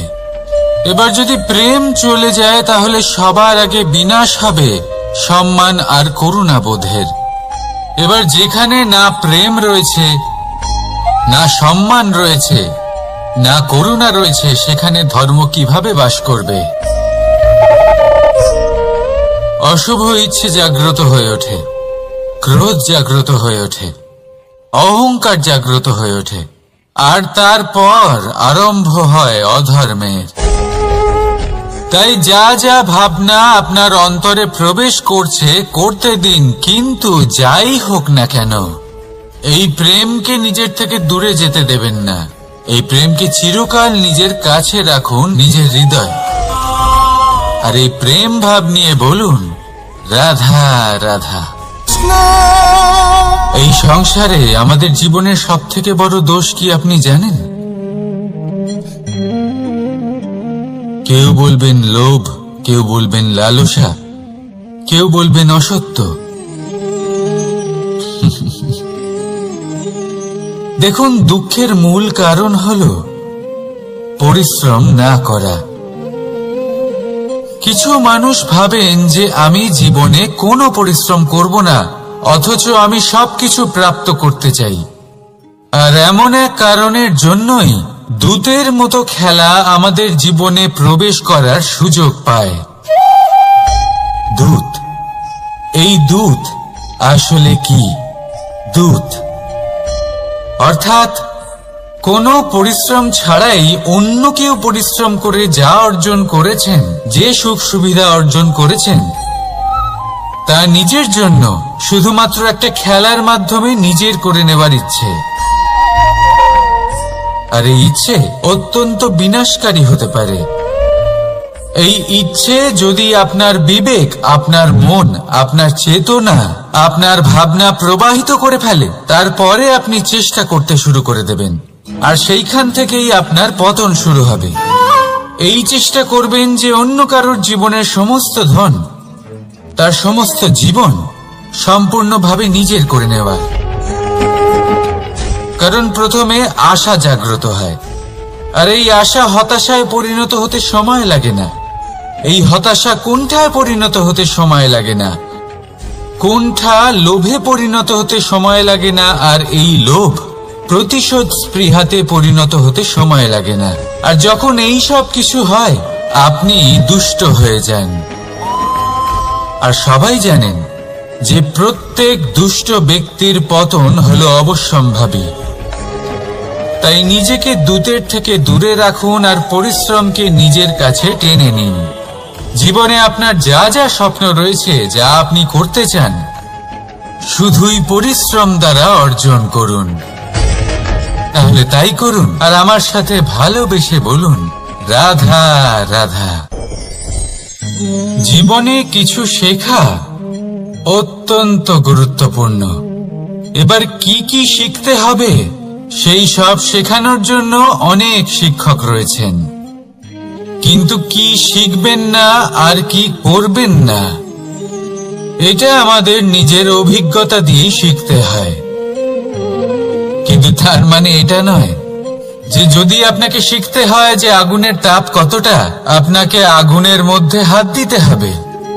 না, অন্য কারোর অভিজ্ঞতা দ্বারাও শিখতে পারেন। প্রশ্ন শুধুমাত্র একটাই যে আপনি কি শিখতে চান নাকি চান না। যদি আপনি এটাই ভাবেন যে আমি শুধুই নিজের অভিজ্ঞতা দ্বারাই শিখতে চাই, তাহলে জীবনকাল ছোট মনে হবে, অনেক কিছুই শিখতে পারবেন না। তাই নিজের সাথে সাথে বড়দের অভিজ্ঞতার দ্বারাও শেখা শুরু করে দিন। এই সংসারের অভিজ্ঞতা দ্বারা শিখতে শুরু করে দিন।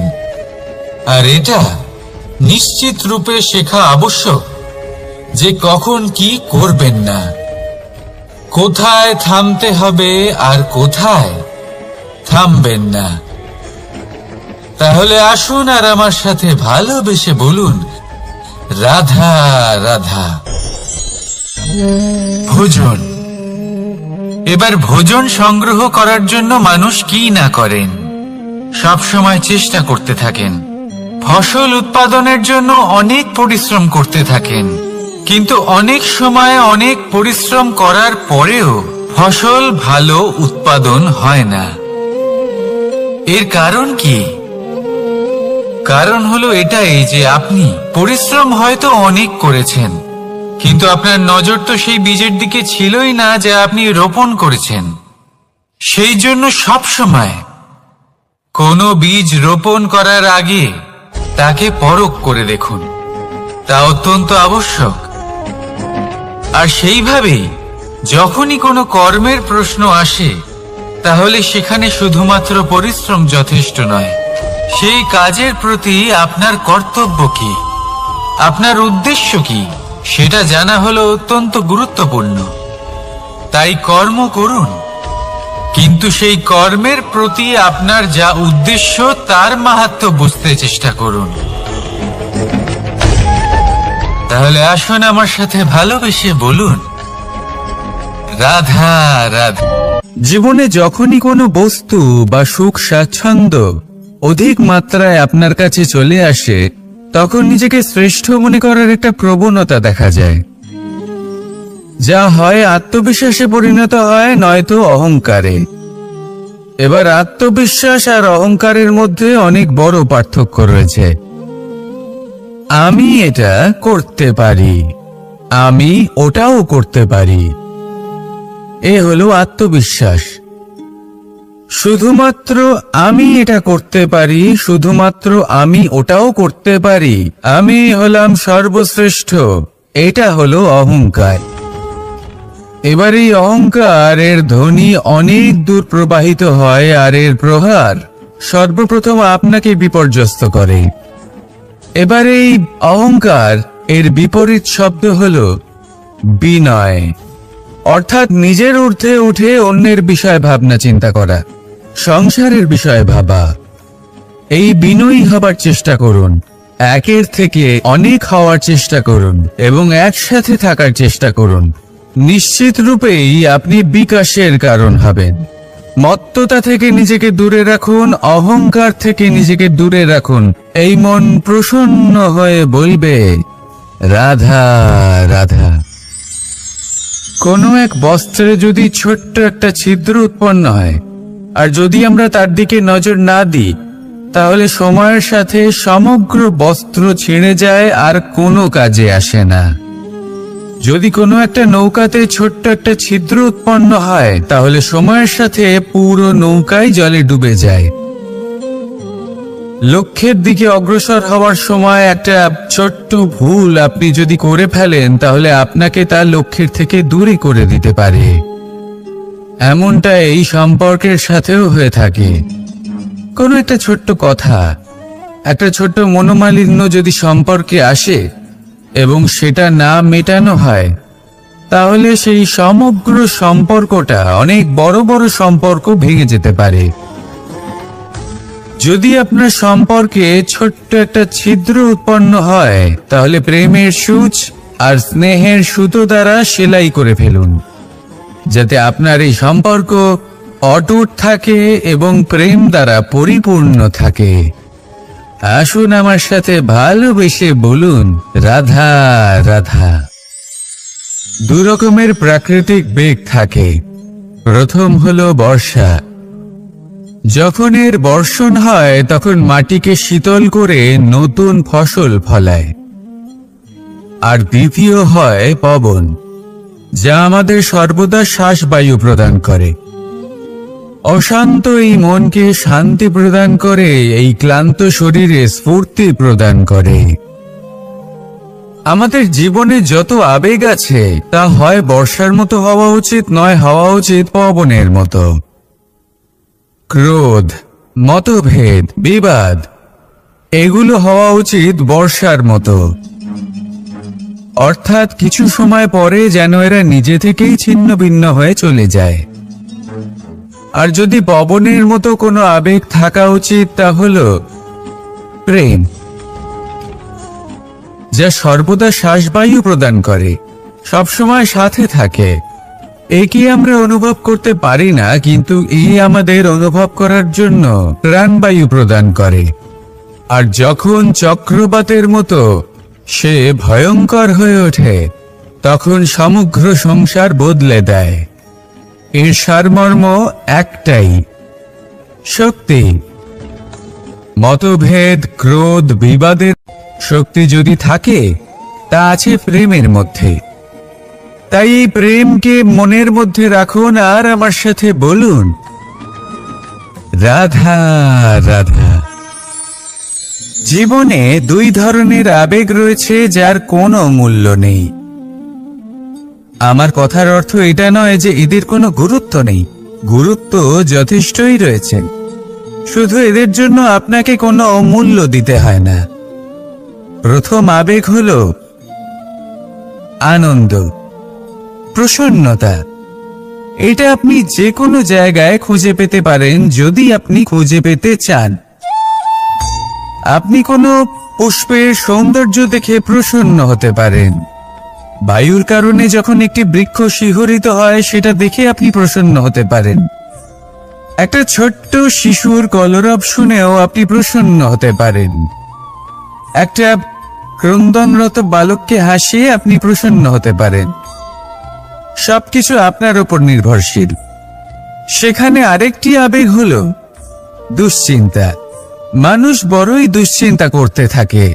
আজ আমি এই কাজ করেছি, সেই বিষয়ে চিন্তা। আজ আমি এই কাজ করতে পারিনি, সেই বিষয়ে চিন্তা। কাল আমাকে এই কাজ করতে হবে, সেই নিয়ে চিন্তা। আমি কি সেই কাজটা করতে পারবো, সেই বিষয়েও দুশ্চিন্তা। চিন্তা সর্বত্র রয়েছে, যার জন্য মূল্য দিতে হয় না। যত চান আপনি একত্রিত করতে পারেন। একটা গুরুত্বপূর্ণ কথা মনে রাখবেন, প্রসন্নতা জীবনের একটা নতুন সূত্রপাত। সেখানে দুশ্চিন্তা হলো জীবনের চিতার সমান। এবার এই দুটি আবেগ হলো মূল্যহীন, দুটোই আপনার সামনে আছে। কোনটা চয়ন করবেন আপনি, দুশ্চিন্তা নাকি প্রসন্নতা? সিদ্ধান্ত আপনারই। আসুন আর আমার সাথে ভালোবেসে বলুন, রাধা রাধা। জীবনের প্রত্যেক মুহূর্ত আমাদের কিছু না কিছু শিক্ষা দেয়, নির্ভর করছে আমাদের দৃষ্টিভঙ্গির ওপর। যেমন নদী হলো আমার অত্যন্ত প্রিয়। নদীতে ভ্রমণ করতে আমার খুব ভালো লাগে। কি বলেন? নদীতে সবসময় নতুন কিছু থাকে, ও পুরনো কিছুই নিয়ে বসে থাকে না। সব সময় প্রবাহমান, কখনো থামে না।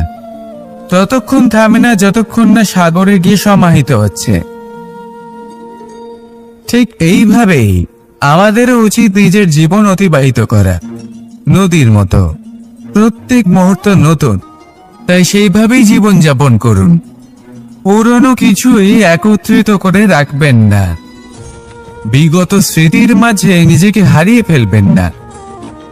এই যে বর্তমান, এই যে মুহূর্ত, সেটাই হলো সর্বশ্রেষ্ঠ। এর মাঝেই জীবন যাপন করুন। নদীর মতো প্রবাহমান হতে শিখুন। আপনি শিখে গেলে তাহলে মনে রাখবেন, আমার আপনার মাঝে বিচরণ করতে বড়ই ভালো লাগবে।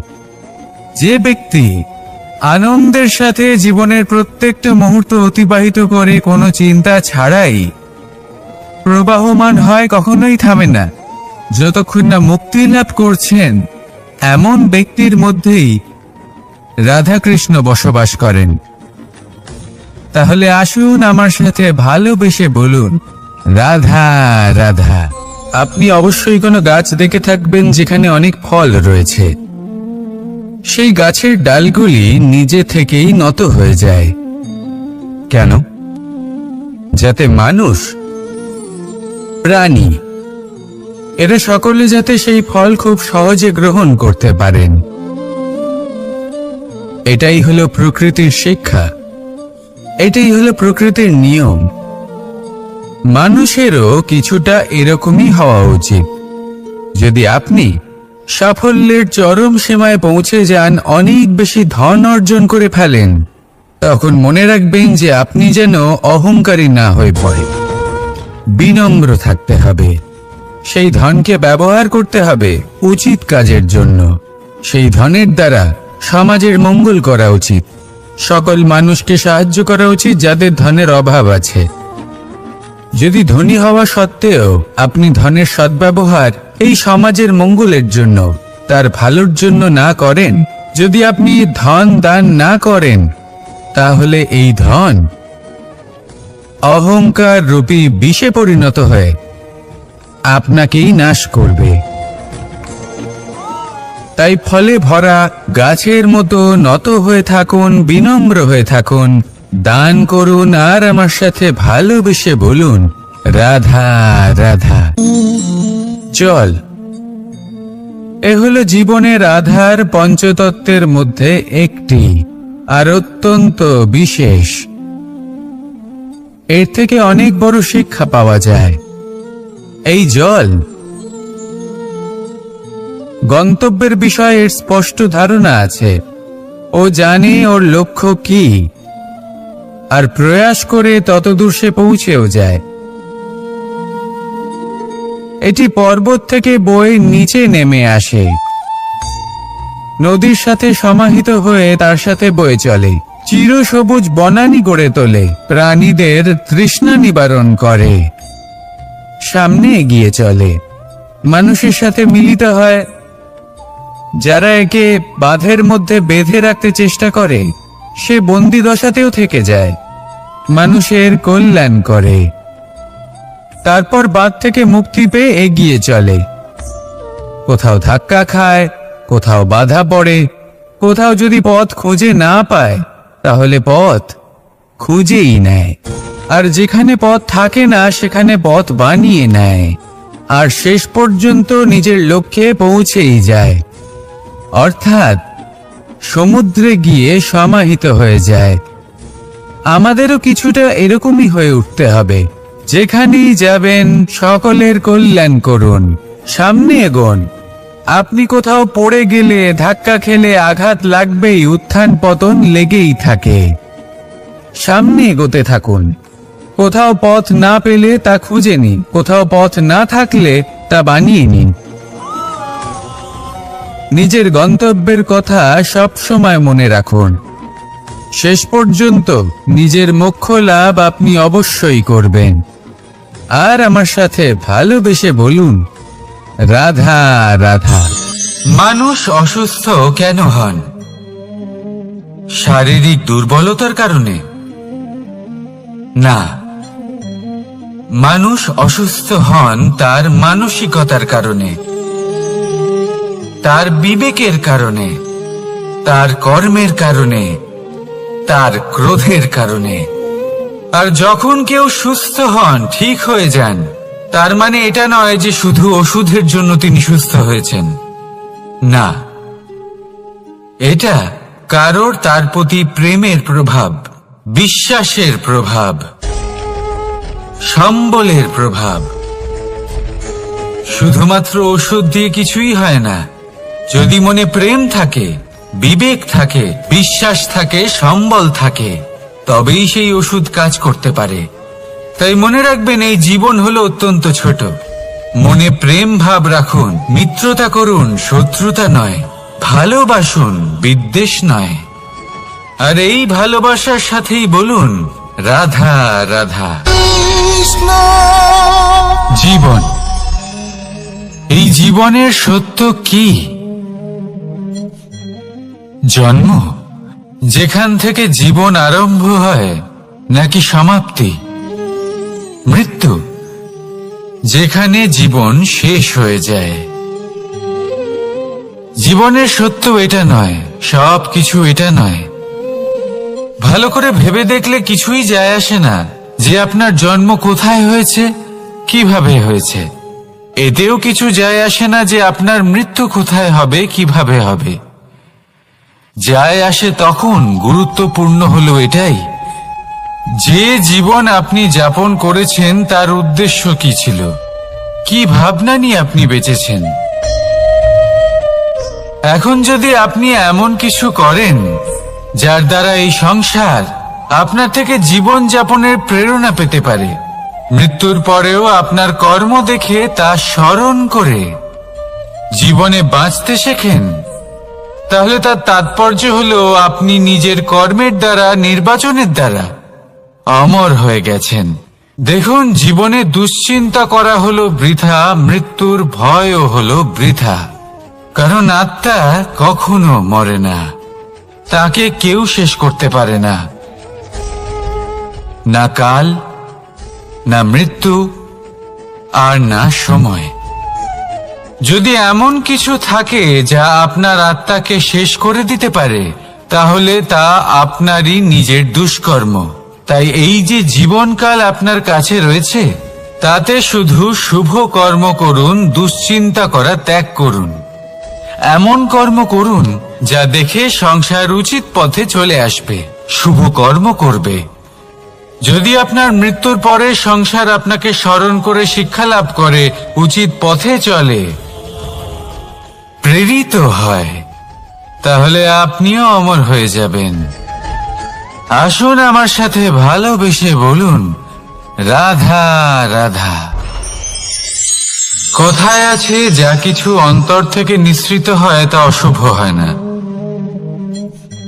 অশুভ হলো সেই বোধ, সেই ইচ্ছে যা অন্তর থেকে নিঃসৃত হলেও কখনোই বিবেকের দ্বারা পরখ করা হয় না। এমনই একটা অনুভূতি হলো ক্রোধ। এই ক্রোধ আপনার বিবেকই হরণ করে নেয়, আপনার করুণা হরণ করে নেয়। আপনি ভাবনা চিন্তা করার যোগ্যতাই হারিয়ে ফেলেন। এবার যদি আপনি সংসারকে নিয়ন্ত্রণ করতে চান, ভবিষ্যতের উপর নিয়ন্ত্রণ রাখতে চান, বর্তমানের উপর নিয়ন্ত্রণ রাখতে চান, তাহলে প্রথমে নিজের ক্রোধের উপর নিয়ন্ত্রণ করা শিখতে হবে। কারণ এই ক্রোধ আপনার বন্ধু নয়, এ আপনার শক্তি নয়, এ হলো আপনার দুর্বলতা। আর এটা শত্রুর শক্তি বাড়িয়ে তোলে, আর শেষ পর্যন্ত ক্ষতি আপনারই হয়। তাই এই ক্রোধকে নিজের নিয়ন্ত্রণে রাখুন। অশুভ মন্তব্য আপনা থেকেই অসফল হয়ে যাবে। আসুন আমার সাথে ভালোবেসে বলুন, রাধা রাধা।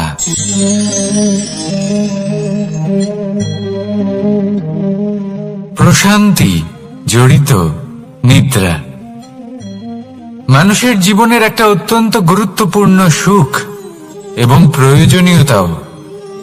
দেখতে গেলে এই সংসারের প্রত্যেক পশু পাখি, প্রত্যেক জীব অবশ্যই নিদ্রা প্রাপ্ত করেন, কিন্তু মানুষ, যার মধ্যে বিচার বিবেচনা করার শক্তি অন্যদের থেকে অনেক বেশি, তার কিন্তু ঘুমের কিছু সমস্যা অবশ্যই হয়। কি বলেন? তাই তো। এবার এর কারণ কি? চিন্তা। এবার চিন্তা আমাদের সবার জীবনে আছে। আমরা সকলে জানি যে চিন্তা কখনো আমাদের সাহায্য করে না, তাও আমাদের জীবনে আছে। কেন? চিন্তার মাধ্যমে কি কখনো কোনো সমস্যার সমাধান হয়েছে? অর্থের চিন্তা করলে কি অর্থ লাভ হয়? ভবিষ্যতের চিন্তা করলে কি ভবিষ্যৎ ঠিক হয়ে যায়? স্বাস্থ্যের চিন্তা করলে কি স্বাস্থ্য নিজে থেকেই ঠিক হয়? হয় না। তাহলে এই সব কিছু থেকে আমাদের একটা ছোট্ট শিক্ষা অবশ্যই লাভ করা উচিত। আপনিও আপনার কাঁধ থেকে চিন্তার এই বোঝা নামিয়ে ফেলুন। আর ইচ্ছে, এই সব ইচ্ছে একত্রিত হয়ে আমাদের মনে চিন্তা উৎপন্ন করে। তাই এই চিন্তাগুলিকে ত্যাগ করুন। প্রকৃতির প্রেমের ওপর বিশ্বাস রাখুন। মনে রাখবেন, যিনি চিন্তা মুক্ত হবেন তিনি চিতা মুক্ত হবেন। সুখের নিদ্রা প্রাপ্ত করুন, আর নিদ্রায় যাবার আগে আমার সাথে ভালোবেসে বলুন, রাধা রাধা।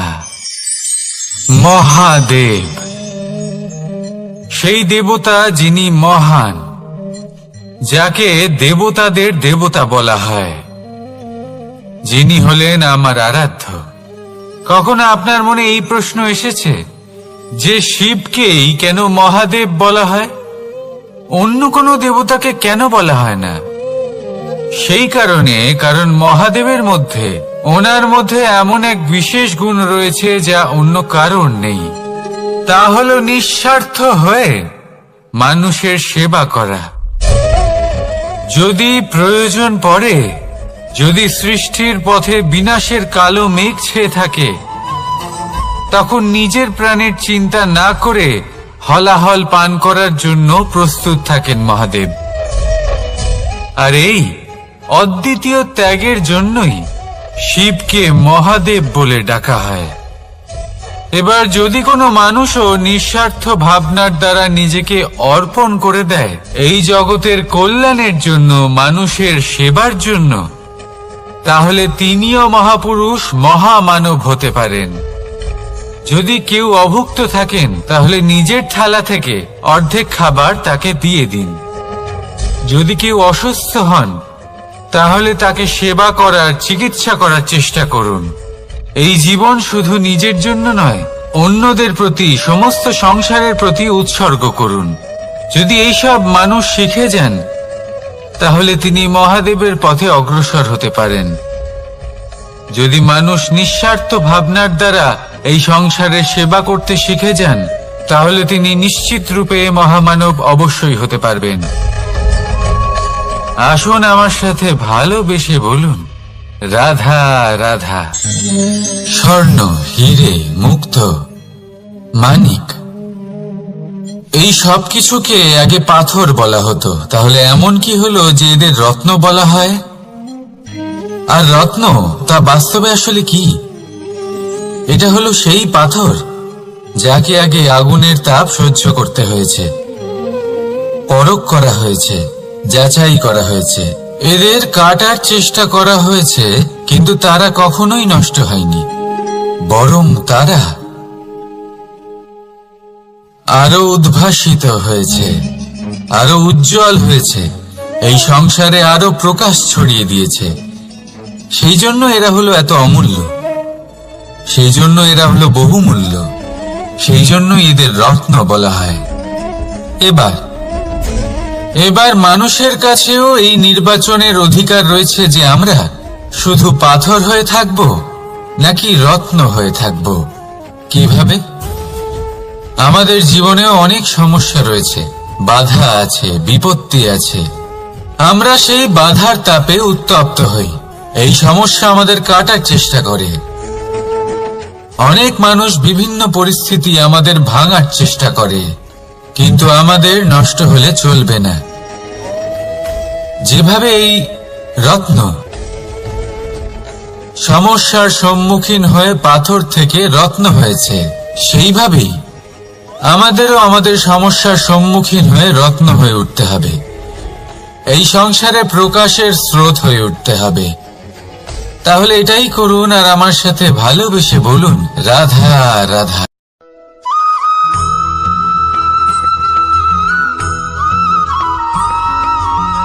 আমরা যখনই কোনো যাত্রায় যাব বলে মনে করি, তখনই আমরা প্রস্তুত থাকি আসন্ন বিপদের জন্য বা সংকটের জন্য। যেমন যদি আমাদের মনে হয় যে আজকের পরিবেশ খুব ঠান্ডা হবে, তাহলে আমরা গরম বস্ত্র ধারণ করি বা সেটাকে সাথে নিয়ে যাই। যদি মনে হয় যে বৃষ্টি হতে পারে বা বৃষ্টি হয়ে চলেছে, আমরা দেখছি, তাহলে আমরা একটা ছাতা সাথে নিয়ে নিই। আমরা প্রস্তুত থাকতে চাই এবং এটাই উচিত, এবং সেই কারণেই আমরা যাত্রায় সাফল্য লাভ করি। কিন্তু যদি আমরা কথা বলি জীবনযাত্রা নিয়ে, যা কিনা সব থেকে বেশি গুরুত্বপূর্ণ, তাহলে তার জন্য আমরা পূর্ণরূপে প্রস্তুত থাকি না। আশেপাশের মানুষ, এই সমাজ, আমাদের সাথী, আমাদের মিত্ররা যে কোনো মুহূর্তে বদলে যেতে পারেন। সেই জন্য আমরা নিজেদেরকে কখনো সাবধান করি না, কখনোই নিজেদের প্রস্তুত করি না। আমাদের এটা কখনোই মনে হয় না যে এরকম হতে পারে, আর সেই কারণেই শেষে গিয়ে আমরা অত্যন্ত দুঃখ পাই। একটা অমূল্য শিক্ষা আছে যেটা আমাদের লাভ করা উচিত, সতর্ক থাকা উচিত। এই জীবনযাত্রার জন্য শুধুমাত্র এই পরিবেশের বিষয়ে তথ্য সংগ্রহ করা বা তাকে অনুমান করা, এটুকু হলেই চলবে না। আমাদের আশেপাশের মানুষজনকে দেখতে হবে, তাদের স্বভাব পরিস্থিতির ওপর নজর রাখতে হবে। যখন তারা রং পাল্টাচ্ছেন, নজর রাখতে হবে, তা অত্যন্ত আবশ্যক। পরিবর্তন আপনার জীবনে অবশ্যম্ভাবী, সঠিকভাবে তার সম্মুখীন হন। আসুন আমার সাথে ভালোবেসে বলুন, রাধা রাধা।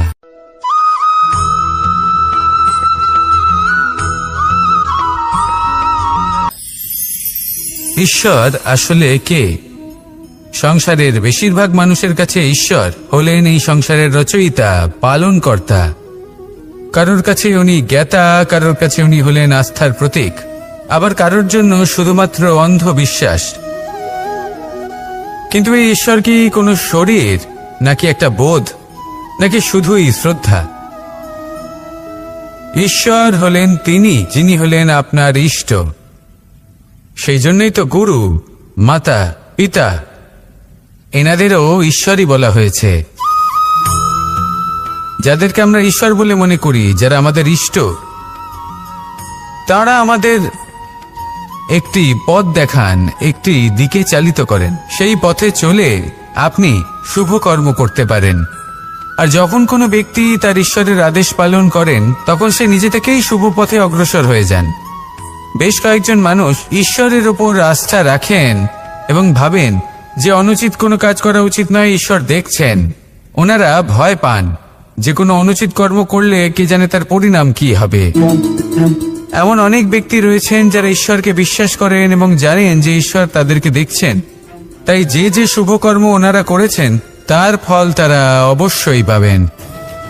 এবার আপনি ভয় পেয়ে ঈশ্বরকে বিশ্বাস করবেন নাকি বিশ্বাসের দ্বারা ঈশ্বরকে বিশ্বাস করবেন, সেই সিদ্ধান্ত আপনারই।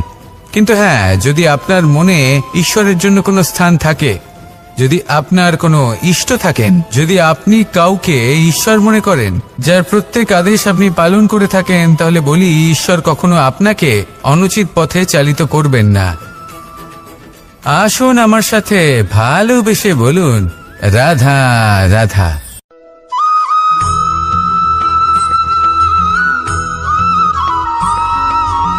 আমি রথে যাত্রা করি, তাতে বারবার পথে থামি আর দেখি যে আমি অনুচিত দিকে যাচ্ছি না তো, আমি উচিত পথেই যাচ্ছি তো। কারণটা কি? কারণ হলো যাতে আমি পথভ্রষ্ট না হয়ে যাই। জীবনযাত্রাতেও এটাই প্রয়োজন। জীবনযাত্রায় ভোগবিলাসের পথে হারিয়ে যাওয়া খুব সহজ। বারবার থেমে আপনাকে দেখতে হবে, নিজেকে কিছু প্রশ্ন করতে হবে। আমি কি আজ সেই কর্মই করছি যেটা আমি করতে চেয়েছিলাম? আমি কি আজ সেই জীবন যাপন করছি যেমন আমি যাপন করতে চেয়েছিলাম? যদি এই প্রশ্নগুলোর উত্তর হ্যাঁ হয়, তাহলে এগোতে থাকুন, নয়তো থেমে যান এবং বিচরণ করুন। মনে রাখবেন, এই সংসার অত্যন্ত জটিল আর এতে হারিয়ে যাওয়া অত্যন্ত সরল। সেই জন্য নিজে থেকে বারবার থামা এবং জীবন চিন্তন করা অত্যন্ত আবশ্যক। তাহলে সেটাই করুন আর আমার সাথে ভালোবেসে বলুন, রাধা রাধা।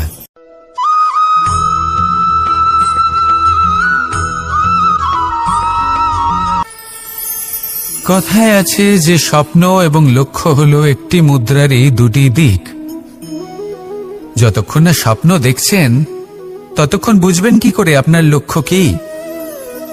স্বপ্ন দেখে যদি নিজের লক্ষ্য বুঝতে পারেন, সেটা পেতে চান, তবেই সেটা লাভ করতে পারবেন। কিন্তু স্বপ্ন এবং লক্ষ্য এই দুইয়ের মধ্যে একটা ভারসাম্য রয়েছে যেটা বজায় রাখা প্রয়োজনীয়। একে আমরা বলে থাকি পরিশ্রম। দেখুন, যদি আপনি স্বপ্ন দেখতে চান তাহলে পরিশ্রম ত্যাগ করে নিদ্রা লাভ প্রয়োজন। কিন্তু যদি আপনি লক্ষ্য লাভ করতে চান তাহলে আপনাকে নিদ্রা ত্যাগ করে পরিশ্রম করতে হবে। তাই আলস্য ত্যাগ করুন এবং সিদ্ধান্ত নিন যে আপনি কি চান আপনার জীবনের এই তুলাদণ্ডে। স্বপ্নের পাল্লা ভারী হওয়া প্রয়োজন নাকি লক্ষ্যের? আমার মতে এই দুইয়ের মধ্যে যদি ভারসাম্য বজায় রাখেন তবে পথ নিজে থেকেই সামনে আসবে। শুধু সেই পথে অগ্রসর হতে থাকুন এবং আমার সাথে ভালোবেসে বলুন, রাধা রাধা।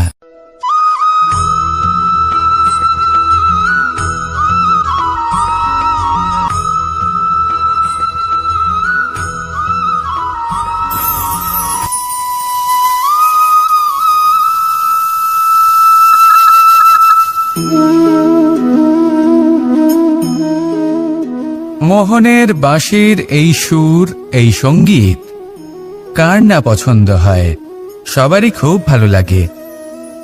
এবার এই সুর আসে কোথা থেকে? কেউ বলবেন কৃষ্ণের হৃদয় থেকে। সত্য কথা, এই সুর হৃদয় থেকে নির্গত হয় এবং প্রকট হয় এই বাঁশি থেকে। এই বাঁশিটাকে দেখুন, এই ছিদ্রগুলি দেখুন, প্রত্যেকটা সুর থেকে নিজস্ব একটা স্বর নির্গত হয়।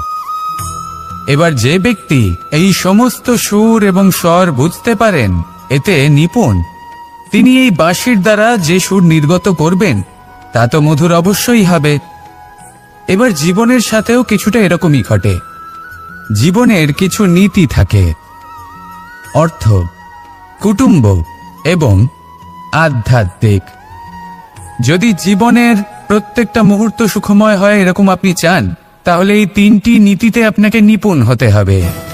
কোনো একটি বিশেষ নীতির প্রতি যদি আপনি বেশি ঝুঁকে পড়েন, তাহলে বাকি দুই নীতি থেকে যা সুখ লাভ করা সম্ভব তা পারবেন না। ধন অর্জন করতে হবে পরিবারের জন্য, পরিবারের সুখ মনের শান্তির জন্য, মনে শান্তির প্রয়োজন মনের শুদ্ধতার জন্য। যখন এই মন শুদ্ধ হবে, জীবন শুদ্ধ হবে, পবিত্র হবে, সুন্দর হবে এবং ভালোবেসে বলবে রাধা রাধা।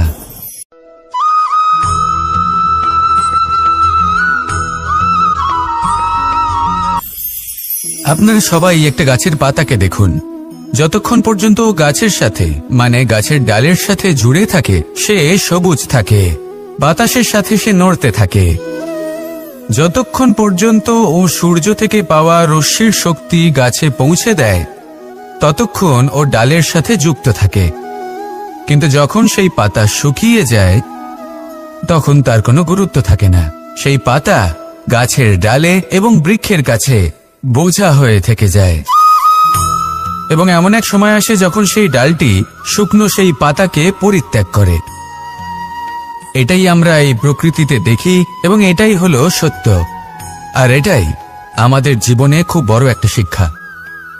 যদি আপনিও নিজের জীবনে নিজের আপনজনদের কাছে বোঝা স্বরূপ হয়ে দাঁড়ান, তাহলে তারা আপনাকে যতই ভালোবাসুক না কেন, ওনারা যদি নাও চান তাহলেও এমন এক দিন আসবে যখন আপনার আপনজন আপনাকে পরিত্যাগ করবে। সেই জন্য সবসময় আত্মনির্ভর হয়ে ওঠার চেষ্টা করুন, নিরন্তর পরিশ্রম করতে থাকুন, কারোর উপর বোঝা হয়ে থাকবেন না, বরং তার সাথে মিলে দায়িত্ব পালন করুন। এমনটা করবেন তাহলে আপনার সম্মানও বজায় থাকবে এবং সম্পর্কের মধ্যে আপনার মূল্যও বজায় থাকবে।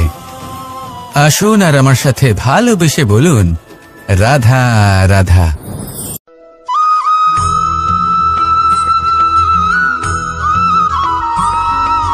এই শুকনো পাতাটিকে দেখুন, নিষ্প্রাণ হয়ে পড়েছে। কোনো একটা সময় এই পাতাটি একটা গাছের ডালে ছিল। সেই গাছ ওর লালন পালন করত। যখন যখন বাতাস বইত এই পাতায় কম্পন দেখা দিত, মনকে প্রফুল্ল করে তুলত। কোনো একদিন এই পাতা গাছের ডাল থেকে ঝরে পড়ে গেল। নিঃসন্দেহে ও নিজের স্বাধীনতা পেল, কিন্তু আস্তে আস্তে শুকিয়ে গেল, নিষ্প্রাণ হয়ে গেল। দেখুন, আমি এই কথা বলছি না যে স্বাধীনতা অনুচিত, কখনোই না। কিন্তু যে কোনো পরিস্থিতিতে স্বাধীন হতে চাওয়া এটা নিশ্চিতরূপে অনুচিত। আমরা যদি আমাদের জীবনে পরিবারের গুরুত্ব ভেবে দেখি, তাহলে এই পরিবারে যতই মতভেদ থাকুক না কেন, যতই মনোমালিন্য থাকুক না কেন, যতই বিবাদ থাকুক না কেন, এই সব মিটিয়ে নেওয়া অত্যন্ত প্রয়োজনীয়। সেই সবকিছু সমাপ্ত করা অত্যন্ত প্রয়োজনীয়। কখনো এই পরিবারকে ভাঙতে দেবেন না, কখনো এই পরিবার থেকে দূরে চলে যাবেন না। এই পরিবার হলো আমাদের জীবনের একটা অমূল্য সম্পদ, অমূল্য এক আশ্রয়, যা এই সংসারে হয়তো কোথাও আপনি পাবেন না। তাই একে আগলে রাখুন। ভেবে নিন আপনি পাতা আর আপনার পরিবার সেই গাছ। আসুন আমার সাথে ভালোবেসে বলুন রাধা রাধা।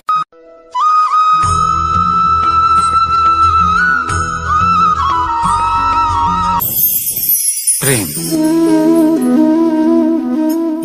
আড়াই অক্ষর, মাত্র আড়াই অক্ষরের এই শব্দ প্রেম, এর মধ্যে ত্রিলোকের এবং সমগ্র ব্রহ্মাণ্ডের বীজ নিহিত আছে।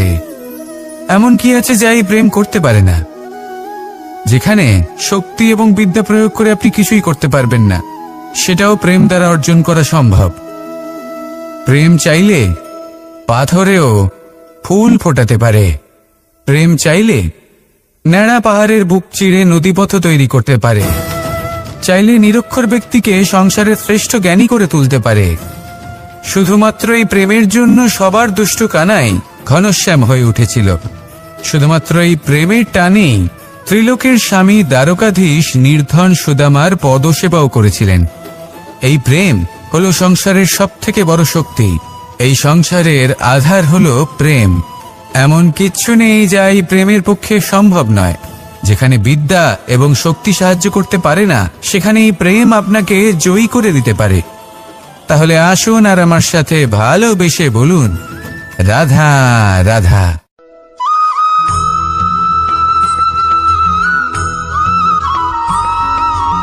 দীপাবলি আমাদের সবথেকে বড় উৎসব। শ্রীরাম রাবণকে পরাস্ত করে 14 বছরের বনবাস কাটিয়ে আবার অযোধ্যায় ফিরে এলেন অমাবস্যার রাত্রে। অযোধ্যায় সবাই খুব প্রসন্ন ছিলেন, খুবই উৎসাহিত ছিলেন। অযোধ্যায় সহস্র প্রদীপ প্রজ্বলিত করা হয়েছিল এই উৎসবে। একে আমরা দীপাবলি বলে থাকি। এবার এই বিষয়ে আমরা সকলে জানি। আপনি কি এটা জানেন যে শ্রীরাম বাস্তবে অমাবস্যার এক রাত আগেই অযোধ্যায় পৌঁছে গেছিলেন? সবার সামনে অমাবস্যার রাতে এসেছিলেন। এর কারণ কি? শ্রীরাম প্রমাণ করতে চেয়েছিলেন যে যে কোনো সময়, দিন হোক বা রাত, শুভ বা অশুভ হয় না। শুভ অশুভ কিছু থাকলে তা হলো মানুষের চিন্তা, তার ভাবনা, তার নির্বাচন আর তার কর্ম। নিজেই দেখে নিন। শ্রীরাম অর্থে দীপাবলি বলা যেতে পারে। তাহলে নিজের পরিবারের সাথে দীপাবলি পালন করুন। আপনাদের শুভেচ্ছা জানাই। আসুন আর আমার সাথে ভালোবেসে বলুন, রাধা রাধা।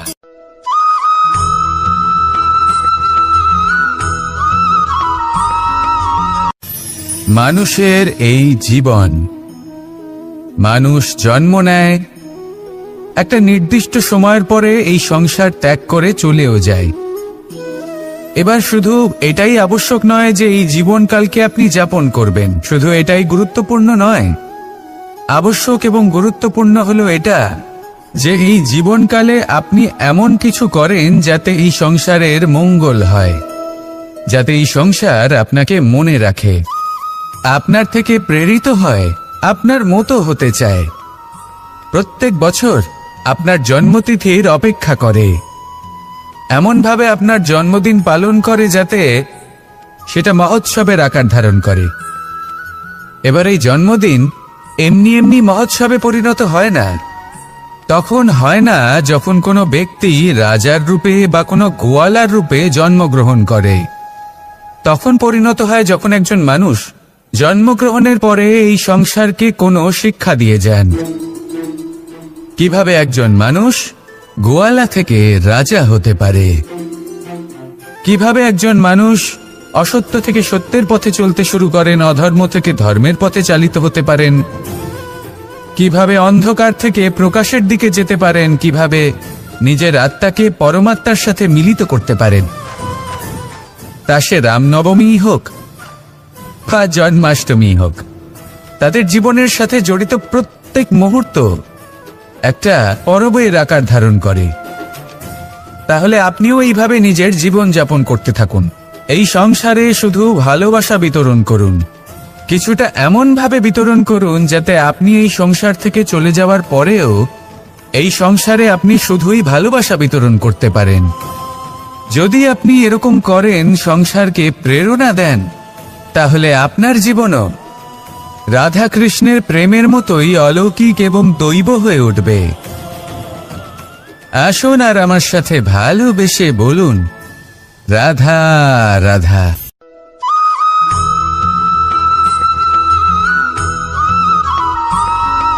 ভোজন। এই সংসারে যেই হোক না কেন, কোনো মানুষ হোক, কোনো প্রাণী হোক, কোনো কীট হোক বা কোনো বনস্পতি হোক, প্রত্যেকের জন্য ভোজন অতি আবশ্যক। কারণ ভোজন থেকেই শক্তি পাওয়া যায়, আর সেই শক্তি দিয়েই সংসারের, আমাদের জীবনের সমস্ত কার্য করা যায়। এবার এমন এক ধরনের শক্তি হয় যা শীতের ঋতুতে সূর্য থেকে আমরা পেয়ে থাকি, আর আরেক ধরনের উত্তাপ হয় যা দিয়ে ভোজন রান্না করা হয়, সুস্বাদু নানান ধরনের ভোজন। এবার অত্যন্ত গুরুত্বপূর্ণ হলো যে ব্যক্তি সেই ভোজন বানাচ্ছেন তার মানসিক পরিস্থিতি এবং সেই ব্যক্তি যিনি ভোজন গ্রহণ করছেন তার মানসিক অবস্থা। যখনই আপনি ভোজন বানাচ্ছেন তখন ভালোবাসার সাথে কাজটা করুন, ধন্যাত্মক ভাব নিয়ে, সৎ ভাবনার সাথে। কারণ আপনার এই মানসিক স্থিতি শক্তির আকারে সেই খাদ্যের সাথে মিলেমিশে যায়। আর যখনই আপনি ভোজন গ্রহণ করছেন, তখন সদ্ভাবনার সাথে, প্রসন্নতার সাথে গ্রহণ করুন, ধন্যাত্মক ভাব নিয়ে। যদি আপনি প্রসন্নতার সাথে রান্না করেন, প্রসন্নতার সাথে খাদ্য গ্রহণ করেন, তাহলে আপনি প্রসন্নই থাকবেন। আর মন সুপ্রসন্ন হয়েই বলবে, রাধা রাধা।